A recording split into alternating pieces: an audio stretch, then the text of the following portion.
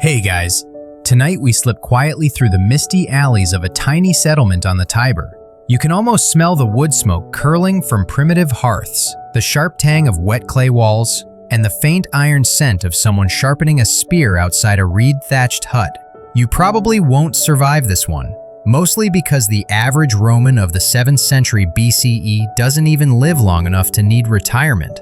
So, before you get comfortable, take a moment to like the video and subscribe, but only if you genuinely enjoy what I do here. Drop your location and the local time down below. It's always fun seeing who's awake with us across the world. Now, dim the lights, maybe turn on a fan for that soft background hum, and let's ease into tonight's journey together. You trudge toward a smoky clearing where men of different clans gather, each wrapped in scraps of wool dyed muddy red or brown. They aren't soldiers yet, just farmers, herdsmen, blacksmiths, each carrying whatever weapon his family owns. One man hefts a chipped bronze spear. Another clutches a heavy wooden club. Their shields are simple planks, maybe covered in cowhide if luck and livestock allow. No standards, no trumpets, no drilled formations. The only order is the shout of a clan chief, and the only strategy is to shout louder and hit harder than the neighbors. Rome at this point is a village kingdom hemmed in by rivals, the Sabines, the Latins, the Etruscans. Every hill seems to have its own petty ruler. When the alarm horn blows, every able male shows up, because not showing up means your goats are gone and your family enslaved. Warfare feels less like politics and more like glorified cattle raiding. Historians still argue whether these early Romans were really distinct from their Latin cousins or just one tribe that happened to win more often. Either way, the muddy fields around the Palatine Hill become their first training ground. You watch as a young warrior rubs animal fat on his bare chest, partly for warmth, partly because he believes it wards off evil spirits. Another knots strips of leather around his arm, a charm against bad luck. There's religion mixed into every swing of the sword, if you can call those bronze leaf blades swords. The gods of early Rome are household deities, stern and practical, and soldiers promise offerings of grain or wine for victory. Later chroniclers will imagine Rome's first kings, Romulus, Numa, Tullus Hostilius, creating entire legions. But that's myth dressing up a brawl. Still, patterns form. When you fight the same neighbors often enough, you learn discipline the hard way. The strongest warriors take front positions. The younger ones follow behind to fill gaps. They form loose lines, rudimentary phalanxes influenced by Etruscan and Greek styles. Shields overlap, spears thrust forward, and somewhere in the chaos, the seed of a Roman formation takes root. No one calls it that yet, but Rome's genius has always been this: stealing good ideas and making them better. At night, fires flicker along the Tiber as wounded men are dragged home. There are no medics, just mothers boiling herbs. Victory brings feasting, captured cattle, maybe a few slaves. Defeat means your hut's burned and your name forgotten. Service in war isn't a career. It's a seasonal chore between sowing and harvest. You fight because your clan demands it, not because the state pays you. Each warrior provides his own gear, so wealthier families stand out in brighter bronze helmets or polished greaves, while the poor rely on leather caps or bare courage. That gap between who can afford protection and who can't will shape the Roman army for centuries. One chilly dawn, you see the old king himself, a figure half lost to legend, inspecting the mustered men.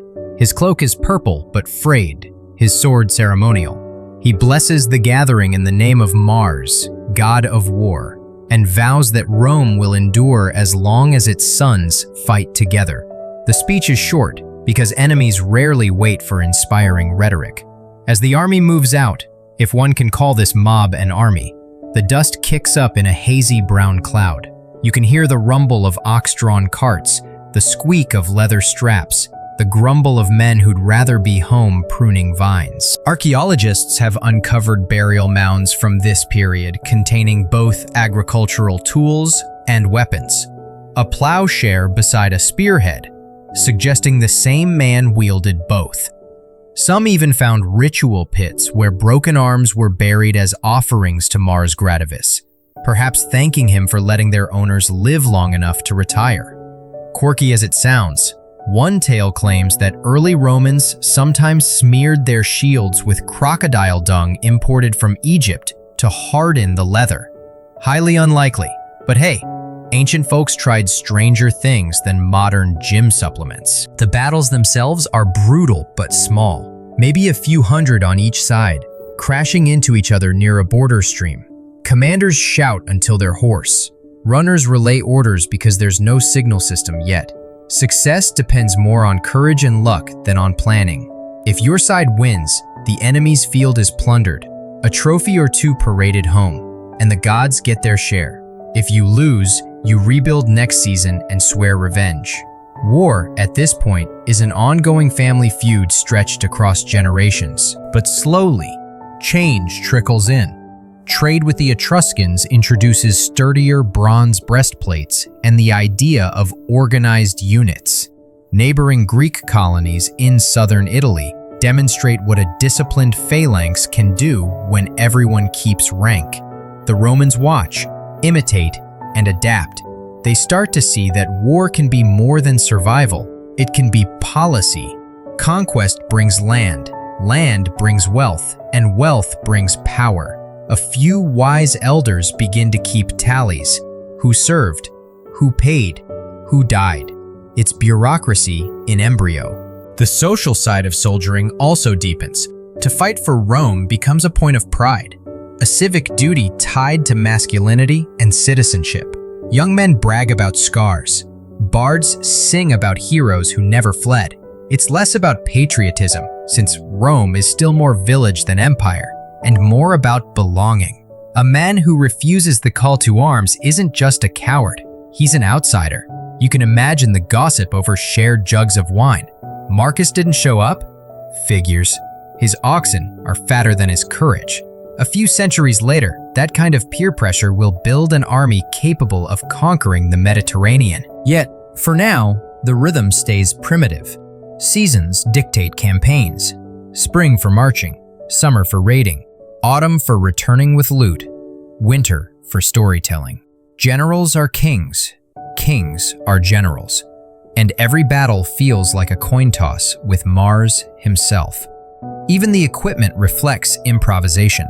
One man's shield is round, another's oval, a third's square.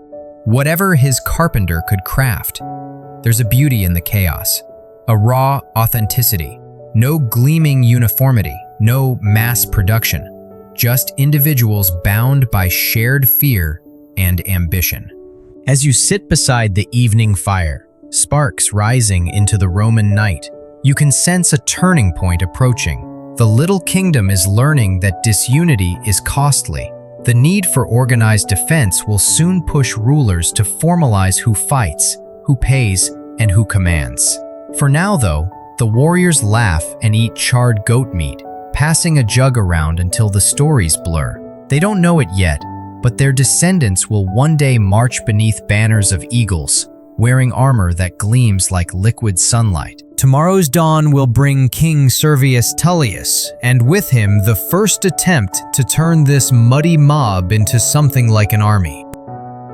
The morning haze lifts over the Tiber as you stand among hundreds of men called to the Campus Martius, the field of Mars. It's the 6th century BCE, and King Servius Tullius has decided Rome must finally act like a city worth fearing. No more ragtag bands of farmers with mismatched spears. The kingdom needs order. The smell of wet earth mingles with metal polish, and for the first time there's a sense of hierarchy in the air. You shift uncomfortably, waiting for your name to be shouted by a scribe. Behind him stands a bronze-faced official holding tablets, Rome's first census. Servius Tullius, they say, invented it to count the living, not for taxes or population pride, but to measure how much each man could afford to bring to battle. If you can pay for a horse, you're a cavalryman. If you can't, you fight on foot. If you own nothing at all, congratulations, you'll carry a sling and hope for mercy. Historians still argue whether this system was fully realized under Servius or written into law later, but the principle will echo for centuries. Rome's army mirrors Rome's society. The herald's voice cracks as he reads the king's decree. Citizens are divided into 6 classes. The wealthiest first class can afford bronze cuirasses, greaves, helmets, and large round shields, the kind Homer might have described. They're also expected to provide spears and short swords, their armor gleaming like sunlight on the Tiber. The second and third classes have fewer luxuries, lighter armor, smaller shields. The fourth carries only spears, the fifth, humble slings. The sixth class? Well, they're the proletarii, the poor souls who own no property and thus no vote, no armor, no glory. They stay home to guard walls or dig trenches. You're somewhere in the middle, proud of your modest farm and the second-class kit you managed to maintain. The day's heat soon sticks dust to your sweat as officials inspect each man's gear. Bronze helmet dented, replaced before next muster, one clerk mutters. Bureaucracy, that subtle Roman art, is being born right here in the dust of the field. Servius himself rides past, a tall figure with stern eyes beneath a crown of laurel leaves. His reforms, people whisper, are a stroke of genius. Others mutter that they turn the army into an oligarch's club. Those with money fight, those without are forgotten. But even skeptics admit it works. When Etruscan or Sabine raiders approach, the king can now summon not a mob, but a structured force, ranked by wealth and experience. Training begins.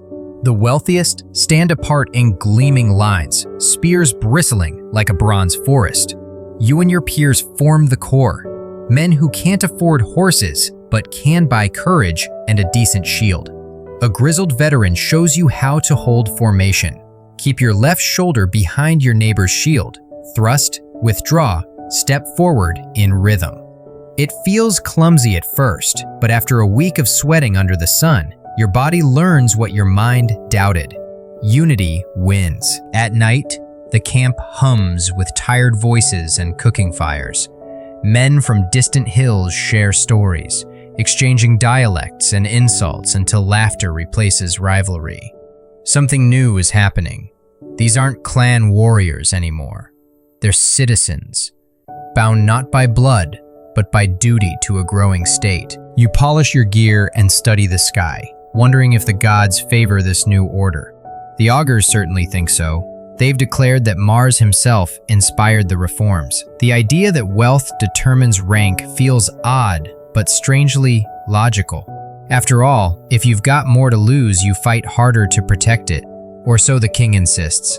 A few philosophers, centuries later, will grumble that it makes patriotism a luxury item. And yet, the system breeds efficiency.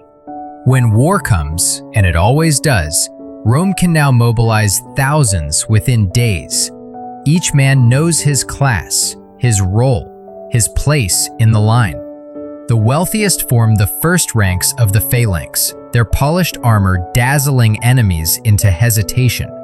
The poorer classes fill the supporting rows, hurling javelins or stones. The cavalry, drawn from the noblest families, guard the flanks and chase down fugitives. A quirky little fact: Servius supposedly also reorganized the city's tribes for voting and administration. He built walls and roads that still define Rome's map today. In a way, his census didn't just create an army, it created Rome itself. Every Roman male became accountable to the state in coin, service, and blood. Historians love to debate whether he was a visionary reformer or just an Etruscan bureaucrat with good PR. Either way, you now march in a kingdom that feels like a machine slowly waking up. Your first campaign under this system comes swiftly. Rumor spreads that the Veientes, an Etruscan city across the river, have insulted Rome. Insults, of course, are measured in stolen cattle and burned grain stores. Servius calls up the first and second classes, and for the first time, the army assembles by wealth rather than clan. There's a sense of pride and competition, each class wanting to outshine the others. When the trumpets blare, your formation advances like a single creature, shields clattering, spears low. The old chaos is gone. The phalanx might not be as elegant as a Greek's, but it's disciplined, terrifying, and most importantly, Roman. Battle, though, remains a messy affair. You push against enemy shields until your arms tremble. Feel the shock when two lines collide, the slip of muddy sandals beneath your feet. Somewhere, the king's banner waves, a crude wolf stitched in red, and the sound of bronze on bronze fills the valley. It isn't heroism so much as endurance. The Romans learn early that victory goes to those who don't break first. After the fight, as you clean your spear, a veteran mutters, "The Greeks fight for glory, the Etruscans for gold. We fight because we have to." He's right. There's little romance in these wars, just survival, duty, and the quiet hope of returning home alive. Still, the results speak for themselves. Rome begins to expand, swallowing nearby towns. The army's structure allows it to absorb losses and recruit replacements. Each census brings new citizens, new armor, new taxes. By linking service to property, Servius has anchored the military in the economy. The richer the city grows, the stronger its legions become. A clever loop, if you don't mind the occasional peasant grumbling about unpaid debts and broken plows. You notice the first hints of Roman engineering genius creeping into camp life. Ditches for drainage, wooden palisades, organized tent rows. Nothing grand yet, but purposeful. A soldier's world is becoming standardized. Even the gods receive standard treatment.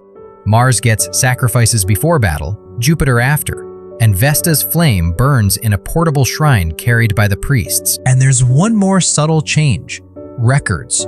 For the first time, Rome starts keeping lists of who served, who fell, and who earned land or spoils. This bureaucracy will one day allow emperors to manage armies of hundreds of thousands. But for now, it's just a weary clerk scratching tally marks on a wax tablet under the fading sun. You lie awake that night, sore but strangely content. The Servian reforms have turned war from chaos into institution.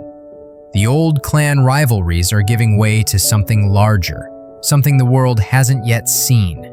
A state that can call upon its citizens, arm them by wealth, and organize them like clockwork. Some men complain that the rich still dominate command, that the poor remain expendable. But even they sense that something remarkable has begun. The army isn't just a reflection of Rome's social order. It's forging that order, tempering it like bronze in the fire. As the king's victory procession winds through the streets days later, you catch glimpses of banners fluttering above cheering crowds. The soldiers march in neat columns, shields polished, armor glinting, the very picture of discipline. Children gape in awe, old men nod with approval. For the first time, Rome looks like a real power. Years from now, historians will argue about whether Servius Tullius was assassinated by his ambitious daughter Tullia and her husband Tarquin. Some say her chariot ran over her father's corpse in the street, a scandalous end to a man who brought order to chaos.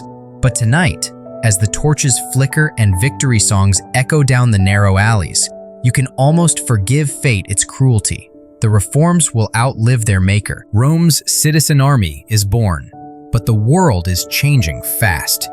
New enemies bring new challenges, and rigid phalanxes will soon face foes who don't play by the same rules. From the hills of Samnium to the plains of Campania, the battlefield itself will force Rome to evolve again. This time into the legendary manipular legions that will conquer continents. The sun glints off rows of bronze helmets as you shoulder your round shield, the smell of oiled leather and damp soil thick in the air. Rome has grown since Servius Tullius's day, its wooden walls replaced with stone, its kings replaced by the Senate, its ambitions stretched beyond the horizon. Yet at heart, you're still a farmer with a spear, summoned each spring to defend or expand the Republic's patchwork of fields. You've traded the shadow of a monarch for the authority of consuls, but the duties remain familiar. So, fight, harvest, repeat. It's the 5th century BCE now, and the citizen farmer ideal defines the Roman soldier. You belong to a society where every man who owns land owes the Republic not just taxes, but his sweat and sometimes his blood. You fight for what's yours, your vineyard, your hearth, your ancestors' graves. The Senate might cloak its orders in lofty language about defense of liberty, but you and your comrades know the truth. If Rome falls, you lose everything. Each campaign season begins with the census call. Names are read aloud by magistrates in white togas while scribes scratch tallies onto wax tablets. You can hear the clatter of armor being checked, the grumbling of men reluctant to leave their plows, the clipped orders of centurions keeping the muster moving. Service isn't optional, it's sacred duty. Refusing to serve marks a man forever as a coward, worse than a thief or oath breaker. There's still no standing army, only citizens temporarily turned into soldiers. Once the season ends, you go home and resume civilian life, perhaps boasting about the loot you earned. A captured sword, a bronze bracelet, maybe a single silver coin. Payment isn't consistent. Rome expects patriotism to be its own reward. A quirky but very Roman concept. The same Senate that demands your loyalty also expects you to fund your own armor. Many a farmer pawns his tools or sells a goat to afford new greaves. You could call it patriotic self-sponsorship. The army's structure is still a phalanx, but a uniquely Roman one. Denser, more practical, less elegant than the Greek model. Picture yourself standing in line, shoulder to shoulder with men of your class, your left arm burning from the weight of your shield, your right gripping a heavy spear. The consul gives the signal, and an entire wall of bronze and wood lurches forward in rhythm. You advance across uneven Italian fields, muddy one moment, rocky the next, trying to keep formation while dodging stones and arrows. Historians still argue whether this phalanx worked well in Italy's terrain, but it certainly wins more often than it loses. You remember one campaign vividly: the Volscians, fierce hill tribes with a knack for ambushes. The phalanx, designed for flat ground, struggles on slopes. Shields overlap awkwardly, spears jab at odd angles, and before long, the formation collapses into chaos. You fight by instinct, swinging wildly, tripping over roots, gasping for air beneath your helmet. The Volscians melt away into the woods, leaving dead Romans sprawled like broken dolls. That day, Rome learns a painful lesson. Rigid formations can't master a landscape that bends, dips, and ambushes. Afterward, the generals gather to rethink tactics. Discipline is strength, says one senator, but flexibility wins wars. The notion lingers like a seed waiting to sprout. Back in the city, life resumes its rhythm. Markets bustle, senators argue, temples fill with prayers for future campaigns. You hang your dented shield above your door, a proud symbol of service. Children stare at it wide-eyed. Wives curse it quietly for reminding them how close they came to widowhood. The Republic honors soldiers not with riches but with rituals. Processions celebrate triumphs, but only commanders ride the chariots. The rank and file march behind, dust-covered and sunburned, anonymous yet essential. You can feel the slow tension between the classes brewing. The wealthy equestrians supply horses, the patricians command legions, and the plebeians, the bulk of Rome, carry the burden. During long wars, farms lie untended, debts mount, and creditors grow cruel. Returning veterans find their land sold or seized, their families hungry. Some riot, others demand reforms. It's the beginning of Rome's eternal balancing act between social order and rebellion. Even the army feels it. To keep morale, generals begin granting small rewards, extra rations, a share of spoils, or plots of land after major victories. These gestures plant an idea that will later reshape the world. Soldiers can be loyal not just to Rome, but to the man who feeds them. For now, though, loyalty still belongs to the Republic. The gear evolves slowly. The large round hoplite-style shields give way to oval ones, easier to handle. Helmets shift from simple bronze domes to crested Corinthian types, imported or imitated from Greek designs. Spears remain the main weapon, but short swords, precursors of the gladius, start to appear. A few craftsmen experiment with iron, producing blades that can bend and snap back, flexible yet lethal. The richer men buy them first, of course. You take pride in your armor because it's yours. You polish every dent and repair every strap by hand. A few neighbors brag that their helmets bear Etruscan engravings or imported silver trim. All for the glory of Rome, they say, though the glint in their eyes betrays simple vanity. Soldiers have always been part warrior, part fashion enthusiast. And yet, despite the reforms, you can sense how fragile the system is. Each campaign drains the treasury. Each loss tests the people's faith. Without a king's central authority, the Senate must rely on shared duty. A charismatic consul can rally the army. A corrupt one can ruin it. Some years, poor harvests or political squabbles delay recruitment, leaving Rome vulnerable. The Republic endures through stubbornness as much as strategy. A small anecdote circulates in taverns. During one campaign, a soldier supposedly strapped his broken spear with vines and kept fighting until victory. The Senate awarded him a wreath of grass, the Corona Graminea, Rome's rarest military honor. Whether true or not, the story captures the Roman ethos. Ingenuity and grit matter more than elegance. By now, you've served in a dozen skirmishes. You've seen comrades die from infection more often than from blades. The camp doctors, if you can call them that, still rely on wine for disinfectant and prayers for anesthesia. Historians will later romanticize this period as the age of civic virtue, but standing ankle-deep in mud, you'd call it something else entirely: exhausting. Yet there's a beauty in the simplicity. When the Senate decrees war, you answer. When peace comes, you go home. No standing garrisons, no mercenaries, no professional soldiers. The Republic trusts its citizens, perhaps naively, to defend it year after year. The entire system rests on faith that Rome's farmers will keep picking up spears, no matter how often they're called. Still, whispers spread that something must change.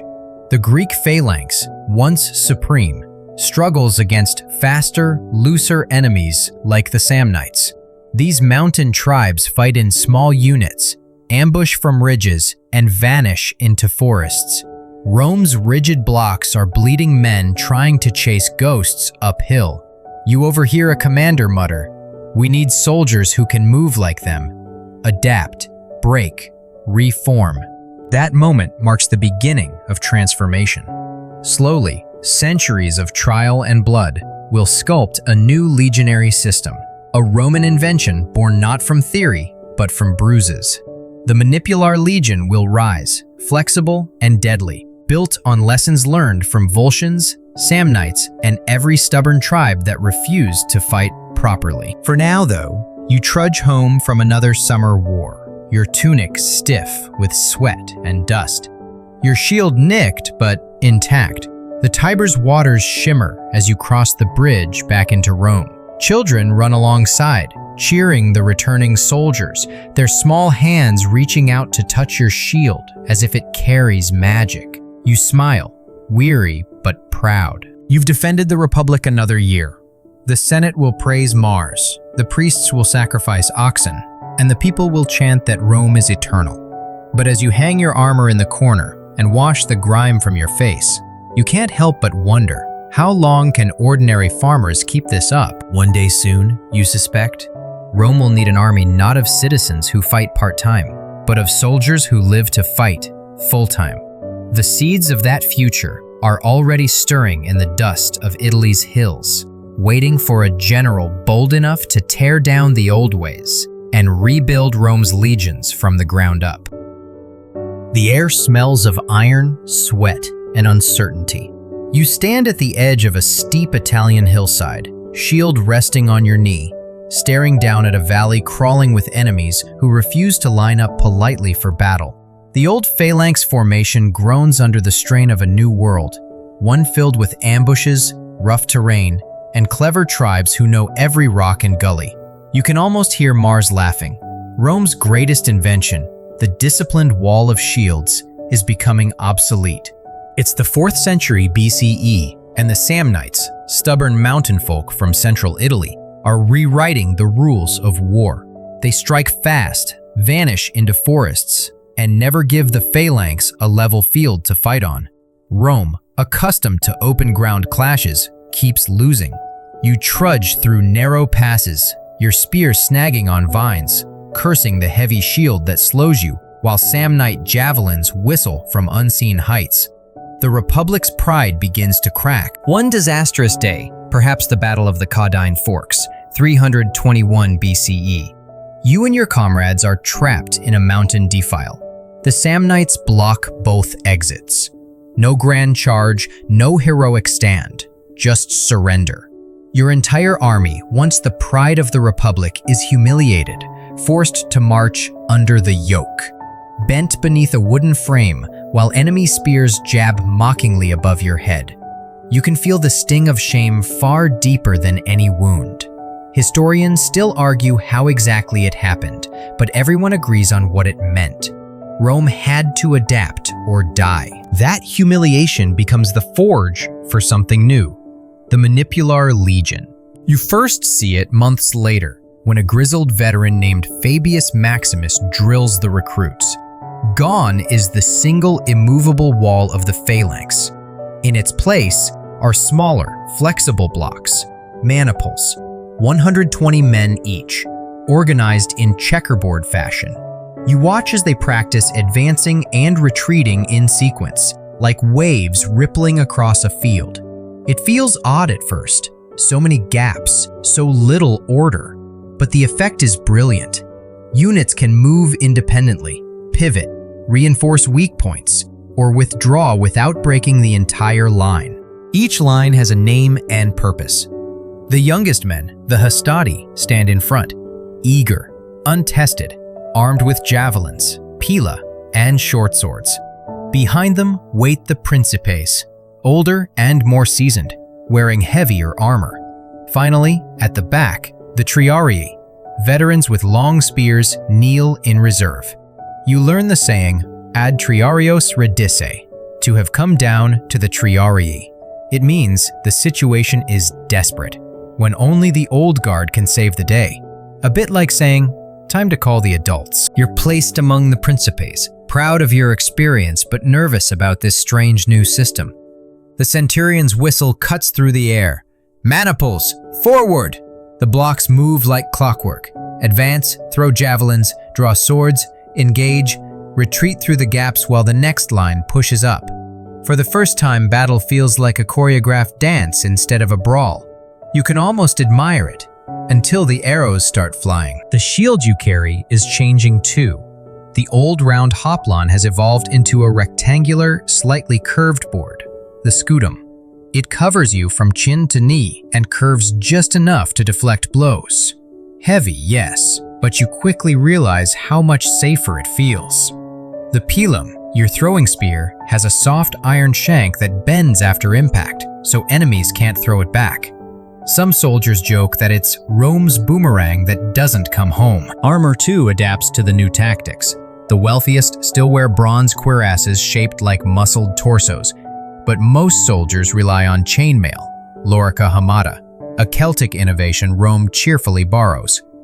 It's lighter, flexible, and far cheaper to repair than solid bronze. Historians still debate whether the Romans truly invented anything, or just mastered the art of stealing improvements and making them better. Spoiler, they did the latter superbly. You march now not as a clumsy mob, but as part of a living organism. Camps are built every night in perfect rectangles, trenches dug, palisades raised. Engineers mark out streets, latrines, and gates with mathematical precision. It's astonishing, really. Rome can pack up an army of tens of thousands, move 20 miles, and rebuild an identical camp by nightfall. The Samnites taught the Romans to be cautious. The Romans responded by becoming machines. Even religion bends to this rhythm. Priests travel with the army, reading omens before battle, feeding sacred chickens to test the gods' favor. Once, when the birds refused to eat, a consul hurled them into the sea, shouting, "If they won't eat, let them drink." He won that battle, but the Senate fined him anyway for blasphemy. Bureaucracy never sleeps. The manipular system's brilliance soon shows. At Sentinum, in 295 BCE, facing a massive coalition of Samnites, Gauls, and Etruscans, Rome's flexible formations outmaneuver rigid foes. You watch the lines advance and retreat like breathing lungs.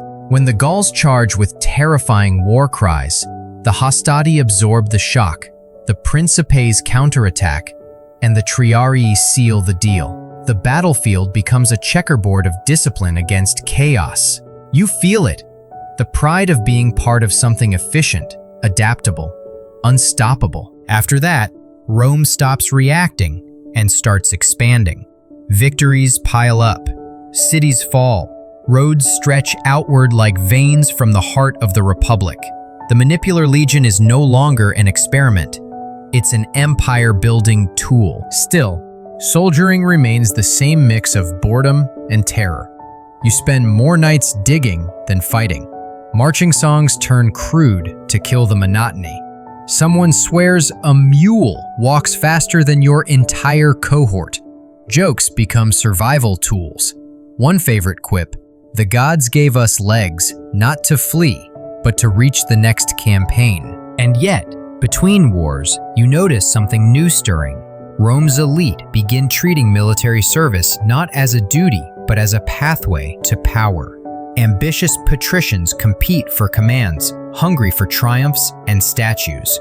Their names, Appius, Fabius, Decius, echo across the forum. Glory becomes political currency. A general's success can lift a family for generations.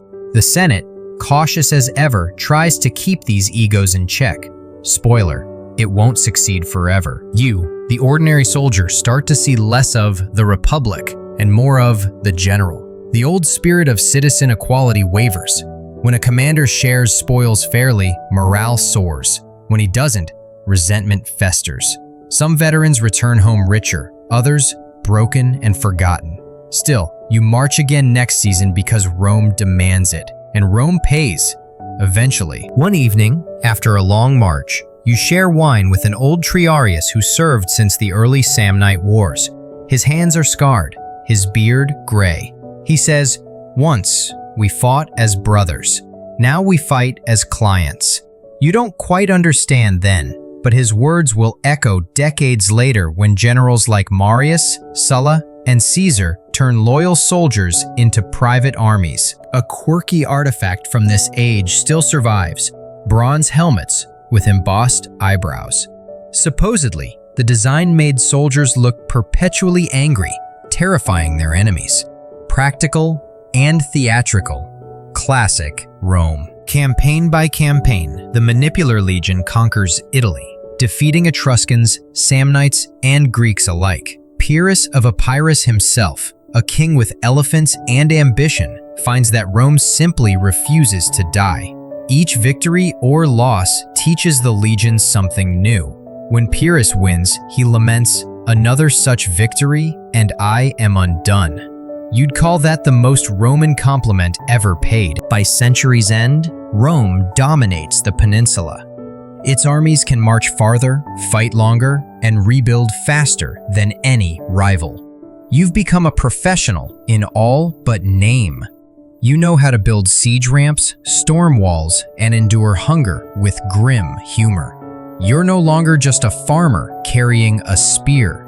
You're part of a machine that will devour the Mediterranean. As you sit by your campfire, embers glowing like tiny suns, you realize how far you've come from the muddy militias of the kings. Your shield bears scratches from half a dozen provinces, each a story, each a scar. The Republic's legions now feel eternal, but deep down, you sense that success carries its own curse. The more Rome conquers, the more soldiers it needs. The more soldiers it needs, the harder it becomes to keep them loyal to the Senate's marble halls instead of the men who lead them in blood and dust. For now, though, you close your eyes under a blanket of stars, confident that no tribe or kingdom can match Rome's discipline. The Manipular Legion has turned improvisation into art and defeat into doctrine. Tomorrow, you'll march again, north perhaps, or across the sea. The world is running out of space to resist you. You wake to the clang of hammers on iron. The smell of smoke and oil drifts through camp like a promise. One part progress, one part headache. It's the 3rd century BCE, and Rome is in the middle of growing pains. Victories abroad, political fights at home, and an army straining to keep up. You're standing at the edge of a forge near Capua, watching blacksmiths hammer out spearheads, chainmail, and a new type of sword. Short, broad, and terrifyingly practical. The Gladius Hispaniensis, they call it, the Spanish sword. It will soon carve Rome's name across continents. You run your hand over the blade, feeling its balance. Shorter than the Greek xiphos, heavier than a dagger, made for stabbing through ribs rather than slashing. The Romans learned its efficiency the hard way, facing Iberian tribes during the Punic Wars. Historians still argue whether it was truly Iberian or a Roman adaptation of Celtiberian steelwork. You don't care, it's light, deadly, and yours. Your legion has changed too. The manipular system has matured into a disciplined rhythm. Advance, throw, stab, repeat. The pilum, now standardized, can pierce shields and armor alike. Your shield, the scutum, bears the red thunderbolt of your legion, flanked by golden wings. Each mark means something. Rome is discovering branding centuries before marketing existed. You've served long enough to know the difference between theory and reality. Battles never go as planned, generals never see the mud, and spoils never divide evenly.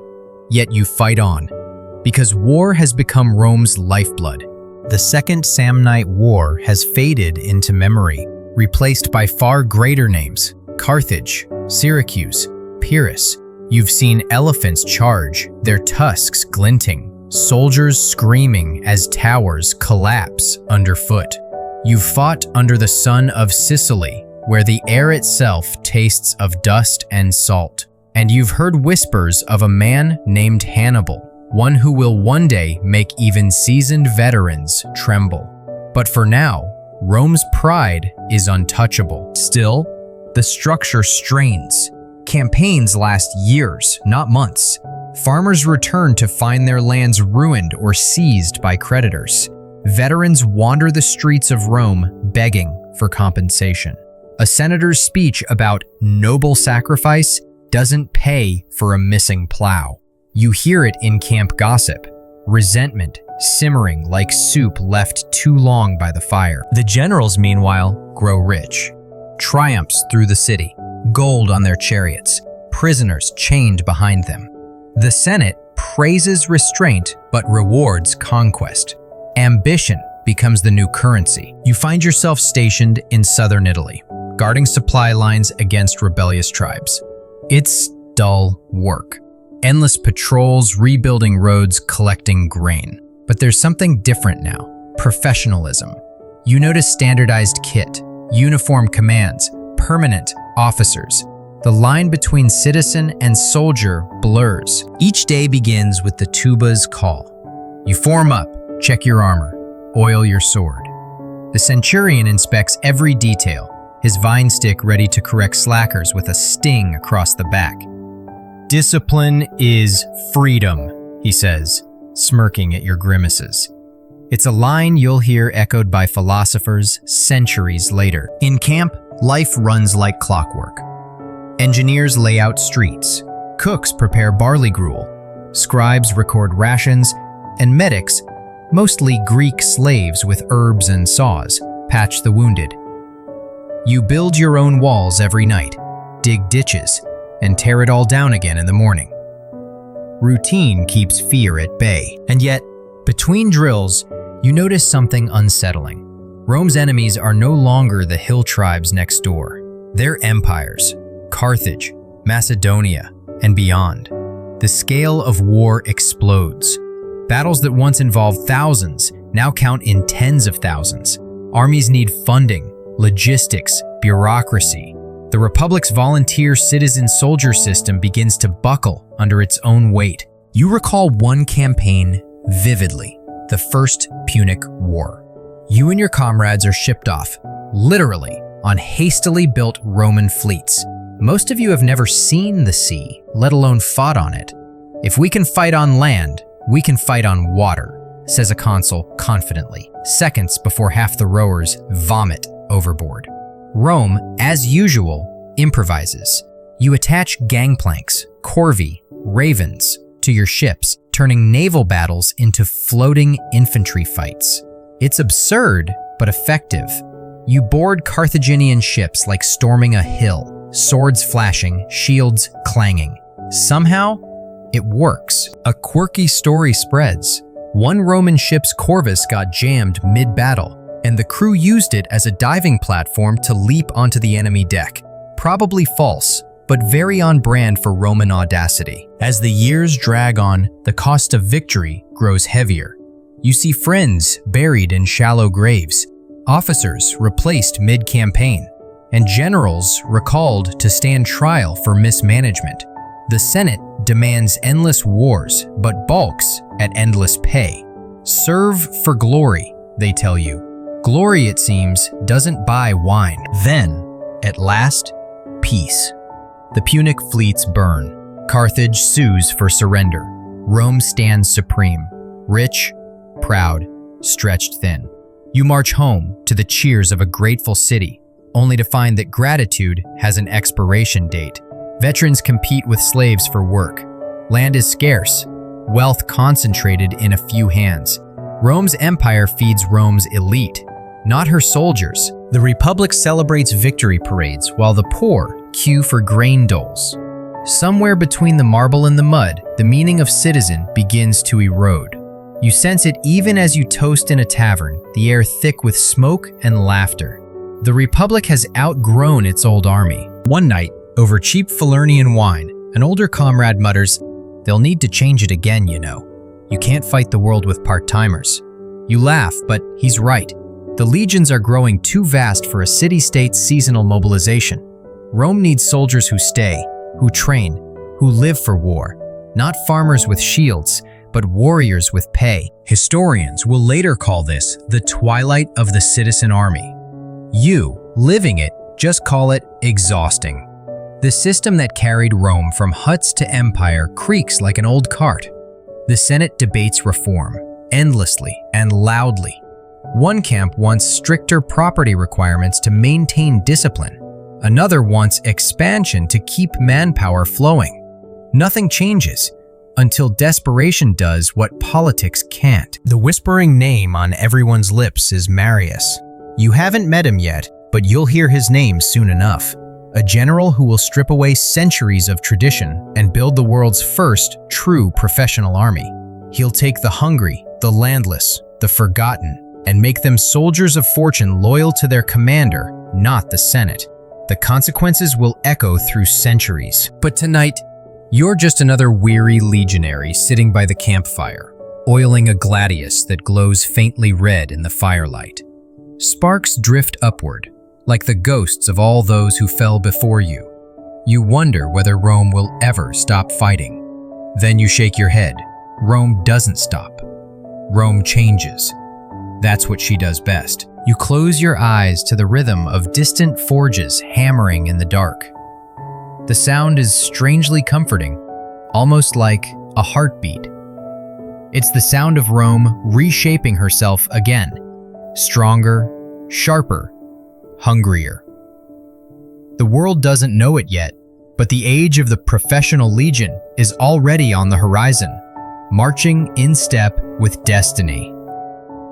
The year is 107 BCE, and you stand in a dusty field outside Arretium as a man in a crimson cloak inspects the recruits. His name is Gaius Marius, a plebeian by birth, a consul by merit, and the man about to dismantle everything the Roman army once was. You can taste change in the air, metallic and bitter, like blood left too long in the sun. The Republic is desperate. Wars in Africa, rebellions in Spain, and barbarian hordes pressing from the north have drained the old system dry. Property requirements keep shrinking the recruiting pool, and for the first time, Rome turns to the landless poor. You, a veteran farmer whose crops failed 2 winters in a row, are joined by beggars, artisans, and freedmen, clutching the hope of pay and plunder. Once, such men would have been laughed out of the muster. Now, Marius opens his arms. "If you can hold a sword, you can hold the line," he declares. And just like that, the Marian reforms are born. The first thing you notice is uniformity. The Republic finally issues equipment rather than leaving soldiers to scrounge their own.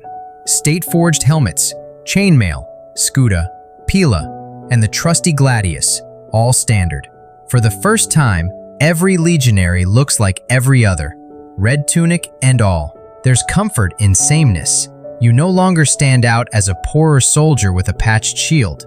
The army has become the great equalizer. Historians still argue whether Marius invented this mass standardization or merely formalized what field commanders already practiced.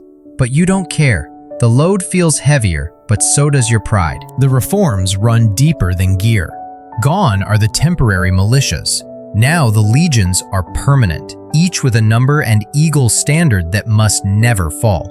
20 years of service, if you live that long, will earn you land, citizenship for your children, and perhaps even a pension. You've traded seasons for decades, obligation for career. You are no longer a farmer who fights. You are a soldier who sometimes dreams of farms. Training becomes a religion. Centurions drive you to exhaustion. Marches of 20 miles in full kit, ditches dug, walls raised, then torn down again. The joke is that Marius trains you to fight boredom more than barbarians. One night, as you collapse by the fire, your tent mate grins. The consul thinks we're mules. The nickname sticks. Marius's mules, Muli Mariani. It sounds mocking, but you wear it with pride.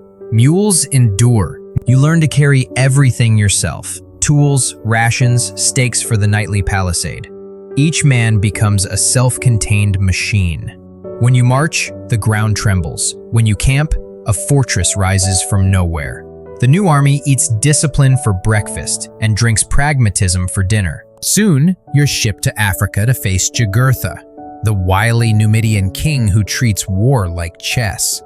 For months, you chase mirages across deserts, fighting heat, thirst, and ambushes. The reforms pay off. Your unit's efficiency saves lives.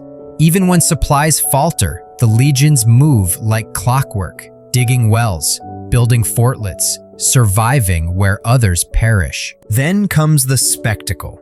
Jugurtha captured through treachery, paraded through Rome in chains. The Senate cheers Marius as third founder of Rome. You cheer too, though you're mostly cheering for the bonus pay. But something fundamental shifts. Your loyalty.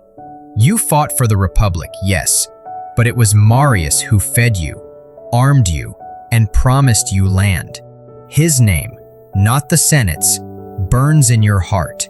You don't know it yet, but that loyalty, to generals rather than government, will one day unmake the Republic itself. Marius isn't done. As barbarian invasions sweep down from the north, the Teutones and Cimbri, you're called again. At Aquae Sextiae, you face waves of giants screaming under painted shields. The ground shakes with the thunder of their charge. You hold formation, shield locked to shield, pilum raised. The first volley lands like hail, bending spears, pinning their shields useless. Then, the gladii come out. You stab, twist, withdraw, advance. By sunset, the valley runs red and Rome stands victorious. After the battle, Marius walks among the survivors, his face carved from exhaustion. "You've saved Italy," he says simply. It's not grandeur, its truth. You realize then that Rome's fate no longer depends on farmers with pitchforks. It rests on professionals, hard, hungry men with iron in their hands. The triumph in Rome is unlike anything you've seen. Golden eagles glint, prisoners march bound, and veterans like you receive public thanks. But even in the cheers, you sense unease. The Senate fears what Marius has built, an army more loyal to him than to them. Rumors swirl that his political enemies whisper tyrant. Some say the reforms have birthed monsters. Others say they saved the Republic. Historians will debate that forever. Years later, when Marius and his rival Sulla plunge Rome into civil war, you'll understand those fears. You'll see legions, once brothers, slaughter each other under rival standards. Veterans fight veterans. Eagles face eagles. You'll hear Sulla's name cursed as he marches on Rome itself. The city burns. The Forum runs slick with blood. And for the first time, Romans realize that their greatest threat isn't foreign, it's themselves. Between campaigns, you live the daily grind of a professional legionary. You polish armor until you can see your reflection, dice away pay in the tabernae, and joke that the gods made wine so soldiers could forget politics. Life becomes routine. Drill, march, fight, repeat. Yet within that monotony, you feel something strangely modern, a sense of identity. The army is your family now. You also notice subtle cultural shifts. Officers eat with men instead of apart. Camp followers, wives, traders, smiths, trail the legions, turning camps into miniature cities.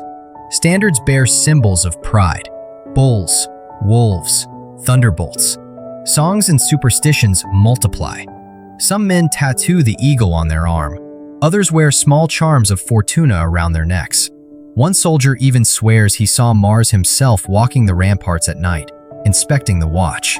You roll your eyes, but make sure your sword's sharp anyway. The reforms bring innovation too. Marius replaces wooden stakes in camps with sharpened iron tools, double as digging implements and emergency weapons. The army becomes self-sufficient in every terrain. Even the pay structure changes: regular wages, bonus shares of loot, and retirement land grants. You start thinking of service not as sacrifice, but as career advancement. Join the legions, see the world, someone jokes, and occasionally burn it down. You watch younger recruits who never farmed a day in their lives, urban boys, provincials, foreigners who earn citizenship through service.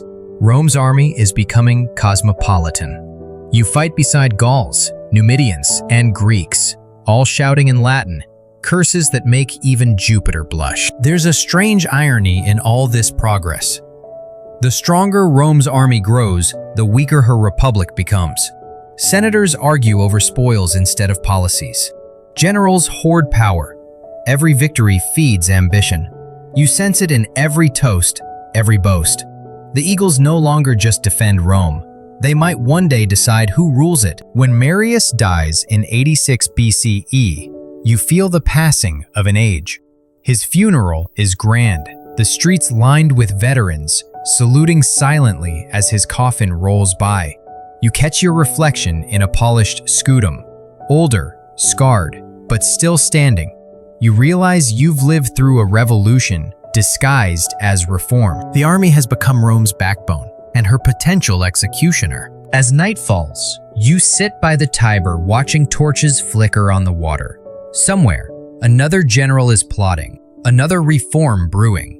The Republic has unleashed something it can no longer fully control. Men who fight for pay, for land, for leaders who promise glory. And though you'd never say it aloud, part of you feels proud to be one of them. The age of professional soldiers has begun, and it won't end until the Republic itself fades into memory. You wake to a trumpet's call echoing across a mist-soaked plain.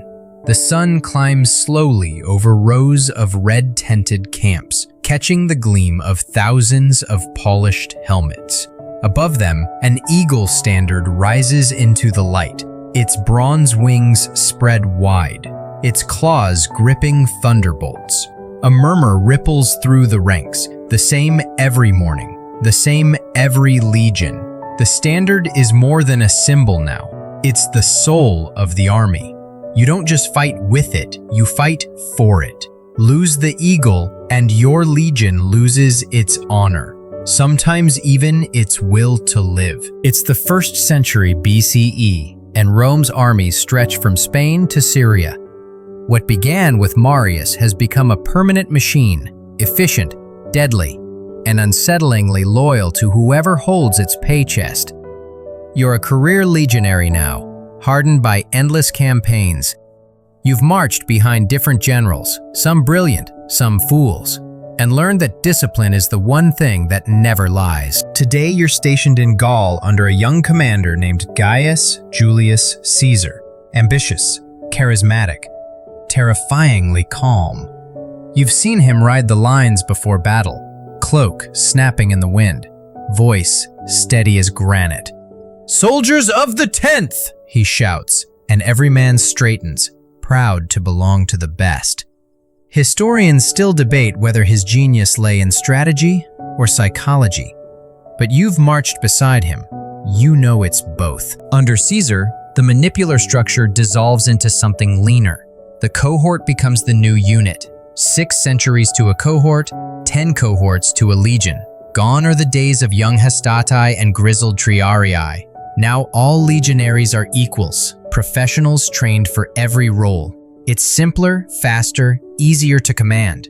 The century, led by its centurio, becomes the beating heart of the legion. And when a centurion tells you to dig, you don't argue.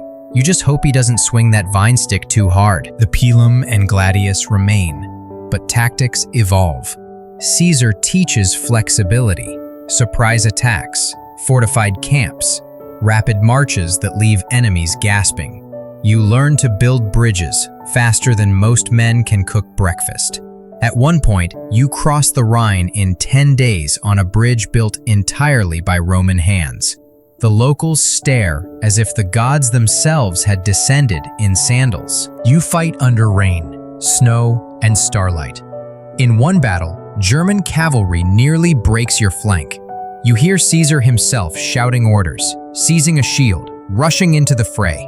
You realize then why men follow him so fiercely. He bleeds the same red as you do. When victory comes, it feels earned, shared. You'd follow him anywhere, even across the Rubicon, which eventually you will. But for now, Gaul burns. You storm walled towns, endure ambushes in fog-shrouded forests, and see horrors no marble monument will ever show. You lose friends to javelins, frostbite, and bad stew in equal measure. To survive, you learn small tricks. Dry your feet before sleep. Rub salt on sores. Never joke about Mars before battle. Soldier's superstition, but it works often enough to keep you alive. A curious fact: some legions adopt mascots, wolves, bulls, even goats carved into their standards.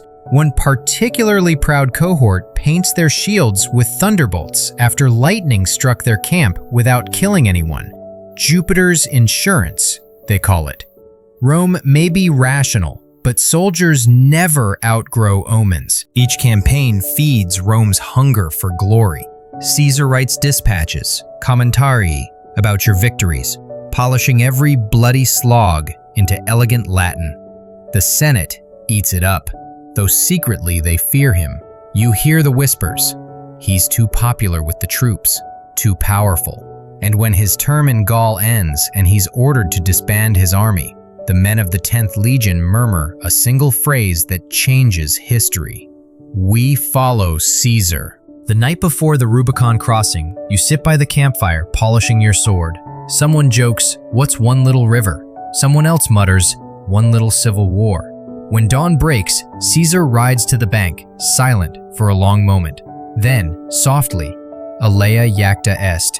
The die is cast. You cross. No trumpet, no fanfare, just the crunch of sandals on cold stone. Rome is now at war with itself again, and this time, there's no going back. You fight Romans on both sides, friends, even kin, cohort against cohort, eagle against eagle. It's the nightmare Marius and Sulla left behind, now made permanent.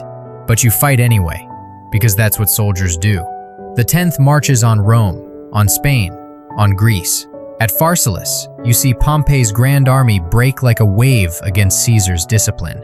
When the dust clears, Caesar stands unchallenged, the Republic gasping its last. For you, life goes on. The legions swell to 500,000 men, standards gleam, pay flows more regularly, and veterans settle in colonies from Gaul to Africa. You've become part of something far larger than the Senate ever intended, a global force. Yet with power comes bureaucracy. You fill out pay rosters, track supply manifests, even file written complaints to quartermasters who always lose them. A small reminder that no matter the century, military paperwork never dies. Under Caesar's rule, innovation flourishes. Engineers design new siege engines, surveyors map entire provinces, and medics experiment with vine ash salves for wounds. Rome's army is not just a fighting force, it's an instrument of civilization. Roads, aqueducts, and fortresses rise in your wake. The legions carry both the sword and the spade. But peace doesn't last. Caesar's assassination shatters the illusion of stability. You hear the news in camp, knives in the Senate, blood on marble floors, and a republic suddenly headless. Some weep, others curse. A few quietly pack their gear. You, hardened by years of loyalty and loss, just stare into the fire. So this is how the Republic dies, someone mutters. Not with an invasion, but a meeting. The civil wars return, swirling like a storm that never ends. Antony, Octavian, Cleopatra. You fight wherever the eagle leads. The faces of emperors change, but the legion endures. Even after decades of service, you're still awed by the machine you've helped build. A seamless system of recruitment, training, and logistics unmatched on Earth. Your equipment now defines the Roman silhouette recognized across centuries. Bronze-trimmed helmets with cheek guards, chainmail glinting in sunlight, the iconic rectangular scutum, and that stubby gladius designed for thrusting in tight formation. Every line drilled to perfection, 3 ranks deep, shields overlapping, blades darting like serpents. The old manipular chaos is long gone. This is industrialized warfare. Historians still argue whether this transformation killed the spirit of the citizen soldier or perfected it. You'd say both. The Republic's sense of shared duty is dead, but in its place stands a professional brotherhood that feels almost eternal. The army is Rome now. There's one small, curious change you almost miss. Tattoos. Veterans start inking dots on their hands or wrists, marks of legion number, years served, or just sheer pride. It's the beginning of Rome's military identity becoming a lifelong badge, burned into the skin like destiny. As the years fade into decades, you find yourself stationed on a quiet frontier post. The legions still train, drill, and maintain watch over lands once thought unreachable. You see young recruits arrive, eager, loud, convinced they'll conquer glory itself. You smile at them the way old soldiers always do, because you know glory isn't something you win, it's something you survive. When Augustus finally seizes power and the civil wars end, you breathe relief for the first time in years. The Republic is gone, but peace, Pax Romana, has arrived.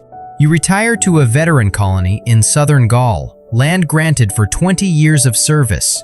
Your body aches, your armor rests on a wooden peg, but your heart still beats in cadence with the march. Some nights, you dream of the Eagle Standard, glinting against the dawn, and the rhythmic chant of men who believed themselves immortal. You wonder if future generations will remember the soldiers who built the empire, the nameless, mud-covered ghosts beneath marble monuments. You smile at the thought. They probably won't, but the legions will remember. They always do. Number 1. The air feels lighter now. Less smoke, less chaos.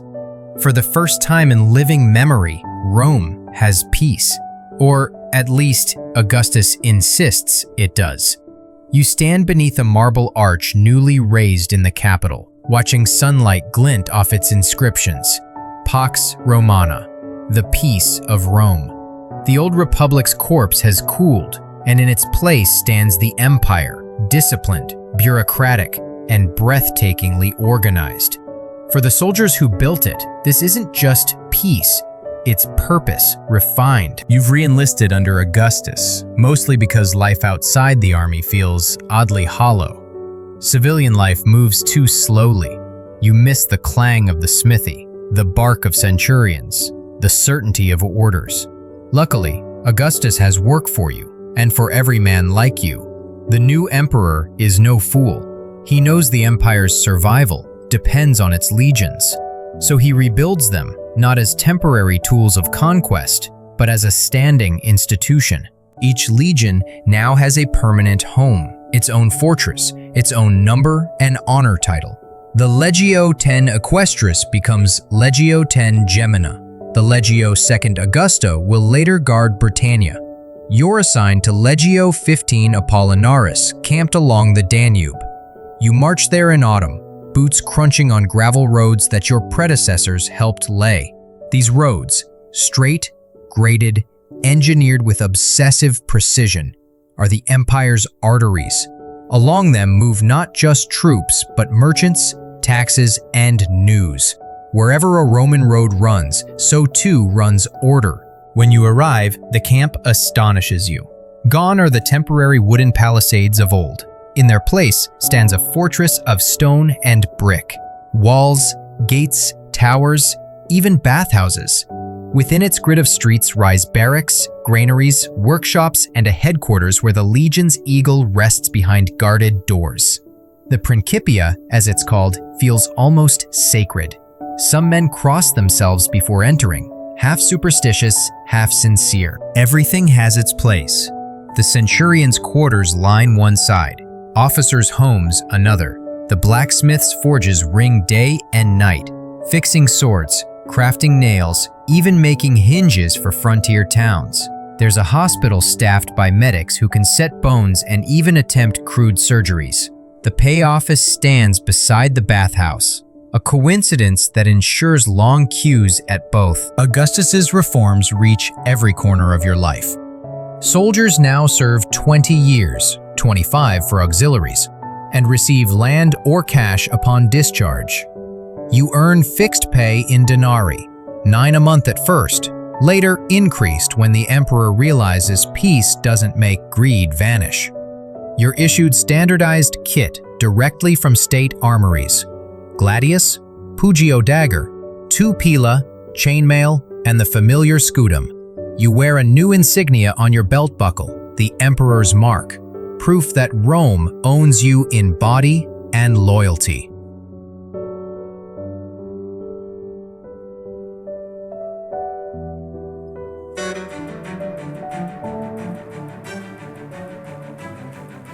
And you swear a new oath too, not to the Senate, not to the Republic, but to Augustus himself. The words taste strange at first.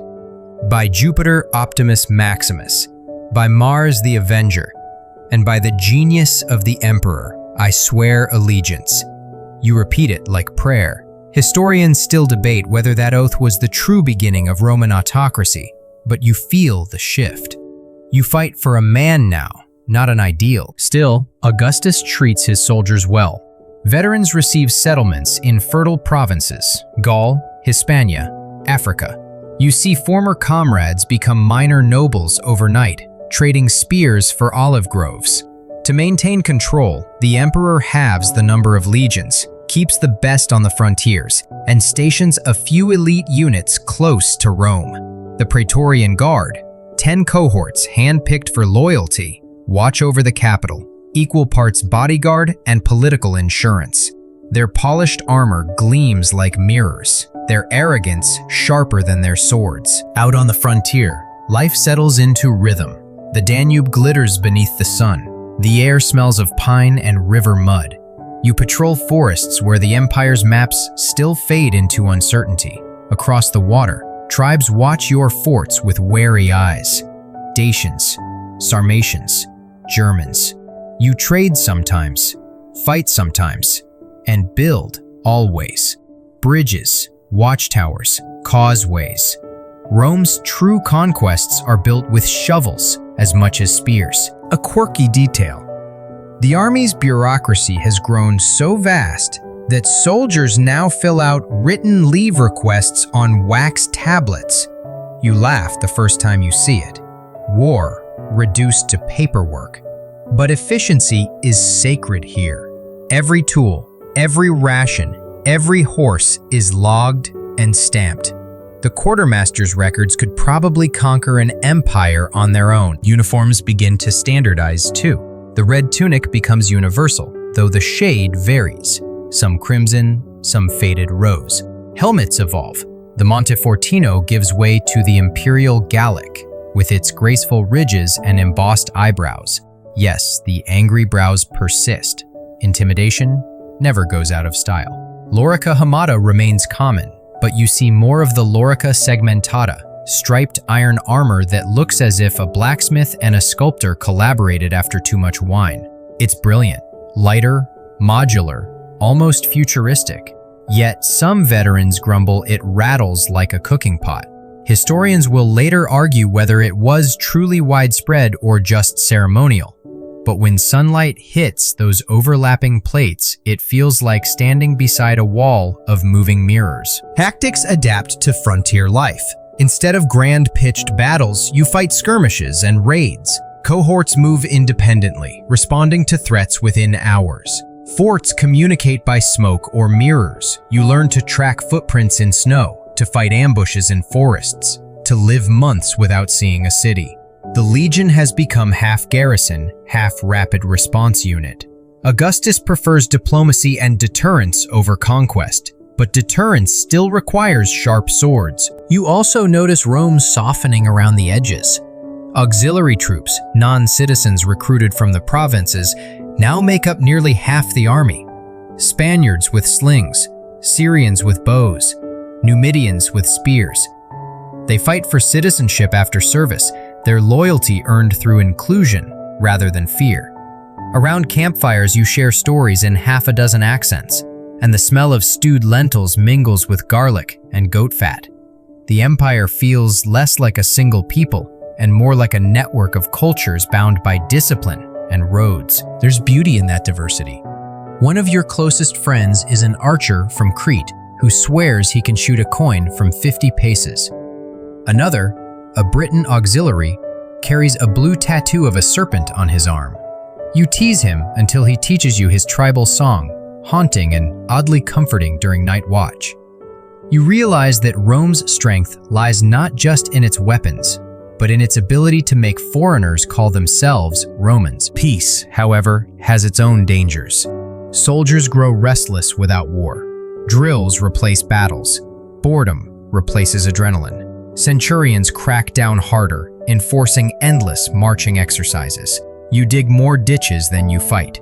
Some men take up gambling or carving dice from bone. Others find companionship in local taverns, marrying provincial women unofficially. Children born of these unions run around camps, learning Latin alongside native tongues. The future Rome will speak with many accents. Sometimes, during long watches, you remember the old days, muddy marches, chaotic battles, the thrill of triumph. The empire now feels polished, almost tame, but you understand why Augustus insists on order. He's seen what chaos can do. His reforms transform the legions into pillars, not predators. When news of his death finally reaches your camp, there's no panic, only quiet mourning. Veterans gather around the eagle standard, lowering it in silence. A new emperor will take his place, Tiberius, gloomy but capable. The machine keeps running. You realize that's the genius of Augustus. He made the army outlive the man. That night, you walk along the ramparts. The wind hums through pine trees carrying distant wolf howls. Beyond the river lies the unknown, the lands Rome has yet to claim. The dangers, she pretends, are under control. You grip your sword and smile faintly. Peace is just another front line, you think. It needs guarding, too. You look out over the torches flickering across camp, the silhouettes of soldiers moving through their routines, and it hits you. This is Rome's heartbeat now. Not marble forums or gilded senators, but the steady rhythm of disciplined men on the edge of the world, keeping the dark at bay. The Danube mist clings to your cloak as dawn breaks over the camp. Beyond the river, smoke curls from barbarian fires. Dacians this time, or maybe Sarmatians, it hardly matters. Every horizon looks the same from behind a palisade. Fog, trees, and the slow heartbeat of an empire stretching itself thin. You're serving now under Emperor Claudius, decades after Augustus's death, and the world feels both bigger and smaller. Rome rules everything worth ruling, or so the legates like to boast. But you've begun to notice that holding an empire takes more sweat than winning one. The legions are everywhere.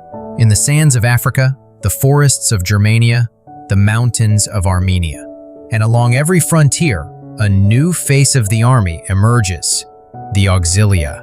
You see them every day, Syrian archers with curved bows, German cavalry wearing wolf pelts, Thracian javelin men tattooed with blue spirals.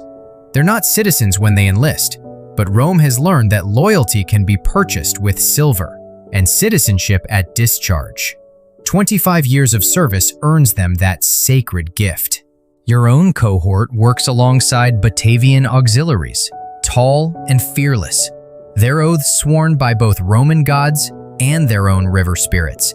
When they charge, you swear the ground shakes harder than during any triumph parade in the Forum. At first, you distrust them, barbarians in Roman armor, but years of fighting side by side silence prejudice faster than any Senate decree. In time, they become your brothers. You even start copying their tricks, the quick spear feints, the way they tie their cloaks to free both hands for a climb. The legions teach discipline. The auxiliaries teach survival. Life on the frontier blurs soldier and settler. Your camp near Vindobona, future Vienna, though no one knows it yet, hums with the smells of bread and forge smoke. Merchants hawk olive oil shipped from the Aegean. Local women sell woven cloaks that actually keep out the wind. And children run between barracks shouting Latin curses they've learned from you. On your day off, you help repair a bridge across the river, a project supervised by a Greek engineer who insists on using math for everything. A perfect arch, he says, is stronger than prayer. You roll your eyes but admit the bridge stands firm. The empire's frontier is no longer a mere line. It's a living zone, a ribbon of forts, roads, and trade posts stretching for thousands of miles. Each legion fortress anchors a network of smaller outposts manned by auxiliaries. Behind them, veterans settle as farmers, turning conquered soil into loyal territory. Historians will later marvel at how military infrastructure became civilization itself.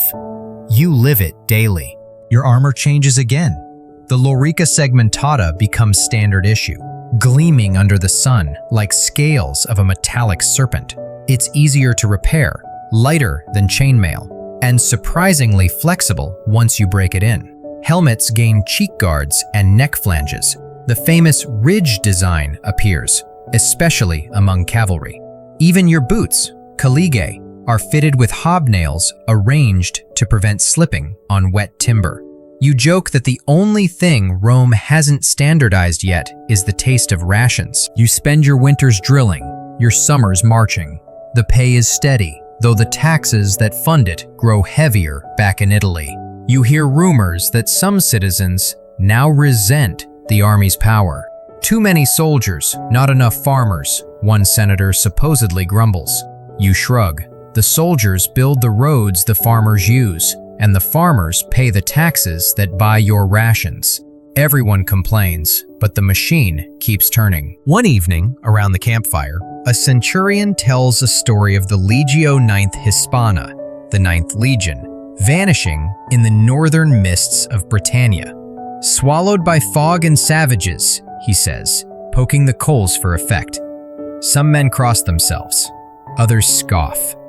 You stare into the fire and wonder how many times the same story has been told about units just like yours. An empire this big breeds legends faster than it breeds citizens. There's beauty, too, in the monotony. You've grown to love the smell of oiled leather, the rhythm of hammering stakes into the earth, the way your comrades hum marching tunes that start in one province and finish in another. A soldier's song travels farther than any senator's speech. You can recognize a man's origins by his melody, deep African chants, nasal Gallic hymns, brisk Italian marches. Somewhere between them all, a strange unity takes shape, a single Roman voice, composed of 100 accents. Still, the cracks begin to show. You see it when legions mutiny after bad winters, when governors hoard pay to fund villas, when supply convoys vanish into the forests. Occasionally, an emperor's name changes mid-year, and you learn it from the new coin stamped with his face. Stability feels like a rumor. Yet, remarkably, the army never collapses. You suspect it's because every soldier, no matter his birthplace, believes in something larger than politics, the idea of Rome itself. One summer, orders come to redeploy south, to the border of Judea. The journey takes months.